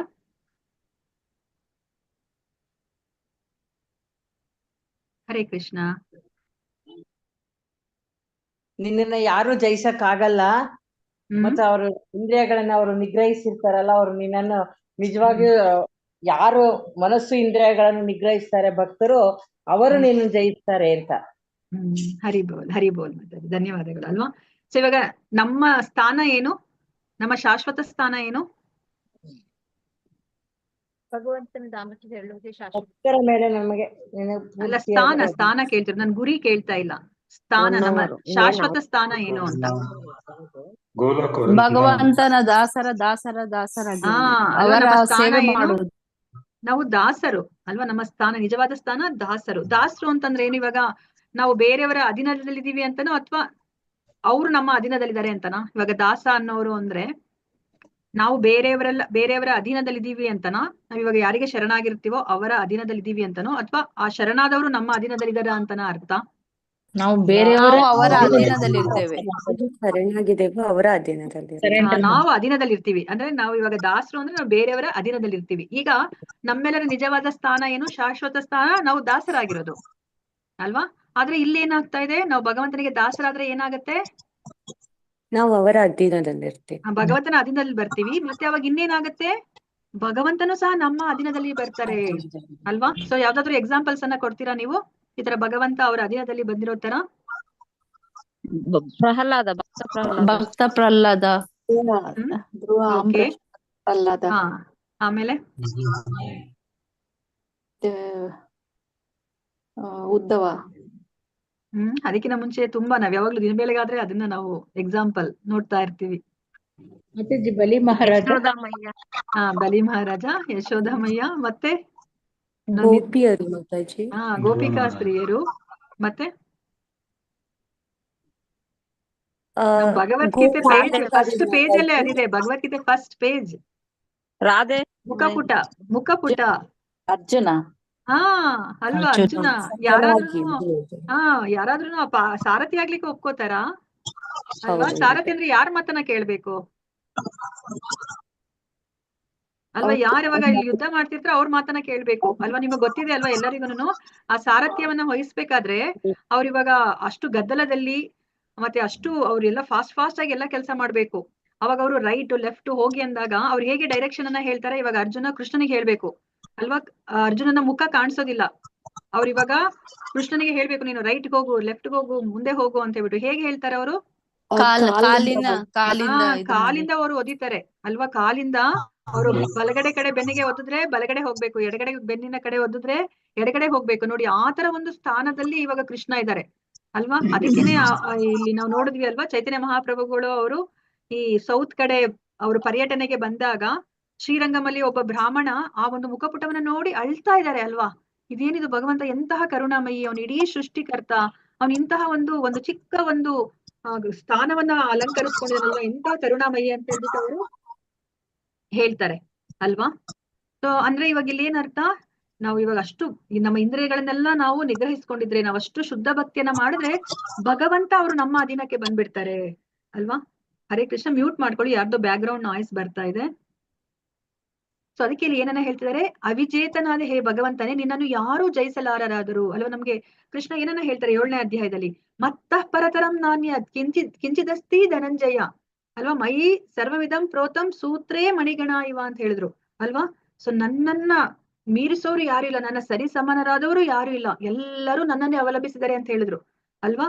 ಇವಾಗ ಭಗವಂತನನ್ನ ಯಾರು ಜಯಿಸ್ಲಿಕ್ಕೆ ಸಾಧ್ಯ ಇಲ್ಲ. ಆದ್ರೆ ಮನಸ್ಸು ಮತ್ತು ಇಂದ್ರಿಯಗಳನ್ನ ನಿಗ್ರಹಿಸಿದ ಭಕ್ತರು ನಿನ್ನನ್ನು ನಿಜವಾಗಿಯೂ ಜಯಿಸಬಲ್ಲರು ಅಲ್ವಾ? ನೋಡಿ, ಇವಾಗೆಲ್ಲರೂ ನಾವೆಲ್ಲರೂ ಭಗವಂತನಿಗೆ ಭಕ್ತರಾಗಿ ಶರಣಾಗ್ಬೇಕು ಅಂತ ಹೊರಟಾಗ ಇವಾಗ ನಾವಿಲ್ಲಿ ಸೋಲನ್ನ ಅಪ್ತಾ ಇದೀವಿ ಅಂತ ನಾವ್ ಅನ್ಕೊಂಡ್ಲಿಕ್ಕೆ ಸಾಧ್ಯ ಆಗ್ತಾ ಇದೆಯಾ? ನಾವಿವಾಗ ಸೋತು ಗೆಲ್ತಾ ಇದೀವಿ ಅಲ್ವಾ? ಸೊ ಇವಾಗ ನಮ್ಗೂನು ಸಹ ಈ ಭೌತಿಕ ಪ್ರಪಂಚದಲ್ಲಿ ಹೇಳ್ತಾರಲ್ವಾ, ನಾವ್ ಎಷ್ಟೊಂದು ವಿಷಯದಲ್ಲಿ ಇವಾಗ ನಮ್ಮ ತುಂಬಾ ಆಪ್ತರ ಹತ್ರ ಇವಾಗ ಗಂಡನಿಗೆ ಆಗ್ಲಿ ಮನೆಯಲ್ಲಿ ಅತ್ತೆ ಮಾವನಿಗೆ ಆಗ್ಲಿ ನೀವು ಸೋತು ಗೆಲ್ರಿ, ಅವ್ರಿಗೆ ಸೋತ್ರೆ ನೀವು ಸೋತಂಗಲ್ಲ, ನೀವು ಗೆದ್ದಿದ್ದೀರಾ ಅಂತ ಹೇಳ್ಬಿಟ್ಟು ಅರ್ಥ ಮಾಡಿಸ್ತಾರೆ. ಅದೇ ತರ ನಾವ್ ಇವಾಗ ಭಗವಂತನಿಗೆ ಶರಣಾದ್ರೆ ನಾವ್ ಇಲ್ಲಿ ಸೋಲ್ತಾ ಇಲ್ಲ ಅಲ್ವಾ, ಭಗವಂತನ ಅನುಗ್ರಹವನ್ನ ನಾವ್ ಇಲ್ಲಿ ಗೆಲ್ತಾ ಇದೀವಿ. ಮನಸ್ಸು ಮತ್ತು ಇಂದ್ರಿಯಗಳನ್ನು ನಿಗ್ರಹಿಸಿದ ಭಕ್ತರು ನಿನ್ನನ್ನು ನಿಜವಾಗಿ ಜಯಿಸಬಲ್ಲರು. ನಿನ್ನಿಂದ ಯಾವ ಲೌಕಿಕವಾದ ಲಾಭವನ್ನು ಅಪೇಕ್ಷಿಸದ ಭಕ್ತರ ವಿಷಯದಲ್ಲಿ ಉದ್ದೇಶವಿಲ್ಲದೆಯೇ ಕರುಣೆಯನ್ನು ತೋರುವೆ ಅಲ್ವಾ. ಇಲ್ಲಿ ಏನನ್ನ ಹೇಳ್ತಾ ಇದ್ರೆ, ಅನ್ಯಾಭಿಲಾಷಿತ ಶೂನ್ಯಂ, ಯಾರು ಯಾವುದೇ ಒಂದು ಅಭಿಲಾಷೆ ಇಲ್ದಲೆ ಭಗವಂತನಿಗೆ ಭಕ್ತಿಯನ್ನ ಮಾಡಿದಾಗ ಭಗವಂತನಿಗೆ ಅವ್ರನ್ನ ಕಂಡ್ರೆ ತುಂಬಾ ಇಷ್ಟ, ಅಂತಹ ಅನನ್ಯ ಭಕ್ತಿಯನ್ನ ಮಾಡೋರು ಅಲ್ವಾ. ನಾವ್ ಇವಾಗ ಭಕ್ತಿ ಯೋಗದಲ್ಲಿ ನಾವು ನೋಡಿದ್ವಿ, ಆ 6 ಹಂತಗಳನ್ನ ನಮ್ಗೆ ತಿಳಿಸಿ ಕೊಟ್ರು. ಅನನ್ಯ ಭಕ್ತಿಯನ್ನ ಮಾಡ್ಲಿಕ್ಕೆ ಆಗಿಲ್ಲ ಅಂದ್ರೆ ಸದನ ಭಕ್ತಿ ಮಾಡ್ಲಿಕ್ಕೆ ಆಗಿಲ್ಲ ಅಂತಂದ್ರೆ ನಿಷ್ಕಾಮ ಕರ್ಮ ಯೋಗವನ್ನ ಮಾಡಿ. ಈ 3 ಮಾಡ್ಲಿಕ್ಕೆ ಆಗಿಲ್ಲ ಅಂತಂದ್ರೆ ನೀವು ಕರ್ಮ ಫಲವನ್ನ ತ್ಯಾಗ ಮಾಡಿ. ಕರ್ಮ ಫಲವನ್ನು ತ್ಯಾಗ ಮಾಡ್ಲಿಕ್ಕೆ ಆಗಿಲ್ಲ ಅಂದ್ರೆ ಜ್ಞಾನವನ್ನ ಬೆಳೆಸ್ಕೊಳ್ಳಿ. ಜ್ಞಾನ ಮಾಡ್ಲಿಕ್ಕೆ ಆಗಿಲ್ಲ ಅಂದ್ರೆ ಧ್ಯಾನನಾದ್ರೂ ಮಾಡಿ ಅಂತ ಹೇಳ್ಬಿಟ್ಟು, ಆದ್ರೆ ಈ ಜ್ಞಾನಕ್ಕಿನ್ನ ಧ್ಯಾನಕ್ಕಿನ್ನ ಕರ್ಮಫಲ ತ್ಯಾಗವೇ ಆ ಕೆಳಗಿನ 3ರಲ್ಲಿ ಉತ್ತಮ ಅಂತ ಹೇಳ್ಬಿಟ್ಟು ಹೇಳಿದ್ರು. ನಾವು ಅನನ್ಯ ಭಕ್ತಿಯನ್ನ ಮಾಡಿದ್ರೆ ಭಗವಂತನ ನಾವು ತಲುಪಬಹುದು ಅಂತ ಹೇಳಿದ್ರು ಅಲ್ವಾ. ಅದನ್ನ ಇಲ್ಲಿ ಹೇಳ್ತಾ ಇದಾರೆ. ಯಾವುದೇ ಅನ್ಯಾಭಿಲಾಷಿತ ಶೂನ್ಯ, ಯಾವುದೇ ಅಭಿಲಾಷೆ ಅಂದ್ರೆ ನಾವು ಭಗವಂತನನ್ನ ನಾವು ಪ್ರೀತಿಸ್ಬೇಕು, ಭಕ್ತಿ ಸೇವೆಯನ್ನ ಮಾಡ್ಬೇಕು, ಅವರಿಗೆ ಭಗವಂತ ಕರುಣೆಯನ್ನ ತೋರಿಸ್ತಾರೆ. ಆದ್ದರಿಂದ ಅಂತಹ ಭಕ್ತರು ನಿನ್ನನ್ನು ಅವರ ಅಧೀನದಲ್ಲಿ ಇಟ್ಟುಕೊಳ್ಳಬಲ್ಲರು. ನೋಡಿ, ಇವಾಗ ನಾವು ಭಗವಂತನಿಗೆ ಶರಣಾದ್ರೆ ಮತ್ತೆ ಏನ್ ಸಿಗುತ್ತೆ, ಭಗವಂತ ಮತ್ತೆ ಅವ್ರು ನಮ್ಮ ಅಧೀನಕ್ಕೆ ಬರ್ತಾರೆ ಅಲ್ವಾ. ಅಧೀನಕ್ಕೆ ಅಂತಂದ್ರೆ ಏನಂದ್ರೆ ನಾವು ನಮ್ಗೆ ಏನ್ ಬೇಕೋ ಅದನ್ನ ಭಗವಂತನ ಅವರು ಮಾಡ್ತಾರೆ, ನಮ್ಮ ಇಚ್ಛಾನುಸಾರ ಅವರು ಮಾಡ್ತಾರೆ. ಸೊ ಅದರಿಂದ ಅಂತಹ ಭಕ್ತರು ನಿನ್ನನ್ನು ಅವರ ಅಧೀನದಲ್ಲಿ ಇಟ್ಟುಕೊಳ್ಳಬಲ್ಲರು. ವಾಸ್ತವವಾಗಿ ನಿನ್ನನ್ನು ನೀನು ಅವರಿಗೆ ಸಮರ್ಪಿಸಿಕೊಂಡಿರುವೆ. ಇದೇ ಕಾರಣಕ್ಕಾಗಿ ಭಕ್ತರ ಮೇಲೂ ನಿನಗೆ ಪೂರ್ತಿಯಾದ ನಿಯಂತ್ರಣವಿರುವುದು ಅಂತ ಹೇಳ್ತಿದ್ದಾರೆ. ಅಂದ್ರೆ ಭಗವಂತನ ಮೇಲೆ ಭಕ್ತರಿಗೆ ನಿಯಂತ್ರಣ ಇದೆ, ಅದೇ ತರ ಭಕ್ತರಿಗೆ ಭಗವಂತನ ಮೇಲೆ ನಿಯಂತ್ರಣ ಇದೆ. ಇಲ್ಲಿ ಒಬ್ಬರಿಗೊಬ್ರು ಪರಸ್ಪರವಾಗಿ ಅವರು ನಿಯಂತ್ರಣದಲ್ಲಿ ಇದ್ದಾರೆ ಅಂತ ಹೇಳ್ಬಿಟ್ಟು ಇಲ್ಲಿ ನಿಯಂತ್ರಣದಲ್ಲಿ ಇರ್ತಾರೆ ಅಂತ ಹೇಳ್ಬಿಟ್ಟು ಇಲ್ಲಿ ಚಿತ್ರಕೇತು ಮಹಾರಾಜ ಪ್ರಾರ್ಥನೆಯನ್ನ ಮಾಡ್ತಾ ಇದ್ದಾರೆ. ನಮ್ಗೆ ಶೀಲ ಪ್ರಭುಪಾದರು ಏನನ್ನ ಹೇಳ್ತಾರೆ ಅಂತ ಹೇಳ್ಬಿಟ್ಟು ನಾವು ಮುಂದಿನ ವಾರ ತಿಳ್ಕೊಳ್ಳೋಣಂತೆ. ಭಾವಾರ್ಥ ಶೀಲ ಪ್ರಭುಪಾದವರಿಗೆ ಜಯವಾಗಲಿ. ಸೊ ಇದು ದೊಡ್ಡದಿದೆ. ಸೊ ಇವಾಗ 5 ಗಂಟೆ ಆಗಿದೆ. ಸೊ ಇಲ್ಲಿಗೆ ನಿಲ್ಲಿಸ್ತಾ ಇದ್ದೀನಿ. ಶ್ರೀಮದ್ ಭಾಗವತ ಗ್ರಂಥ ಮಹಾರಾಜ್ ಕಿ ಜೈ, ಶಿಲ ಪ್ರಭುಪಾದ್ ಕಿ ಜೈ, ಶಿಲ ಗುರುದೇವ್ ಕಿ ಜೈ. ಇಲ್ಲಿ ನೆರೆದಿರುವ ಅನಂತ ಕೋಟಿ ವೈಷ್ಣವ ಭಕ್ತರೊಂದು ಕಿ ಜೈ. ವಾಂಛಾ ಕಲ್ಪತರುಭ್ಯಶ್ಚ ಕೃಪಾ ಸಿಂಧುಭ್ಯೇವ ಚ ಪತಿತನಾಂ ಪಾವನೇಭ್ಯೋ ವೈಷ್ಣವೇಭ್ಯೋ ನಮೋ ನಮಃ. ಹರೇ ಕೃಷ್ಣ ಕೃಷ್ಣ ಕೃಷ್ಣ ಹರೇ ಹರೇ, ಹರೇ ರಾಮ ರಾಮ ರಾಮ ಹರೇ ಹರೇ. ಹರೇ ಕೃಷ್ಣ. ಎಲ್ಲರಿಗೂ ಧನ್ಯವಾದಗಳು. ಹರೇ ಕೃಷ್ಣ ಮಾತಾಜಿ, ಧನ್ಯವಾದಗಳು ಮಾತಾಜಿ. ಧನ್ಯವಾದಗಳು ಮಾತಾಜಿ. ಹರೇ ಕೃಷ್ಣ ಮಾತಾಜಿ, ಧನ್ಯವಾದಗಳು. ಹರೇ ಕೃಷ್ಣ. ಎಲ್ಲರಿಗೂ ಧನ್ಯವಾದಗಳು. ಮುಂದಿನ ವಾರ ಮತ್ತೆ ನಾವು ಚಿತ್ರಕೇತು ಮಹಾರಾಜನ ಪ್ರಾರ್ಥನೆಗಳನ್ನ ಮುಂದುವರಿಸೋಣಂತೆ. ಹರೇ ಕೃಷ್ಣ. ಯಾರಿಗಾದ್ರೂ ಪ್ರಶ್ನೆ ಇದೆಯಾ ಅಥವಾ ಏನಾದ್ರೂ ರಿಯಲೈಸೇಷನ್?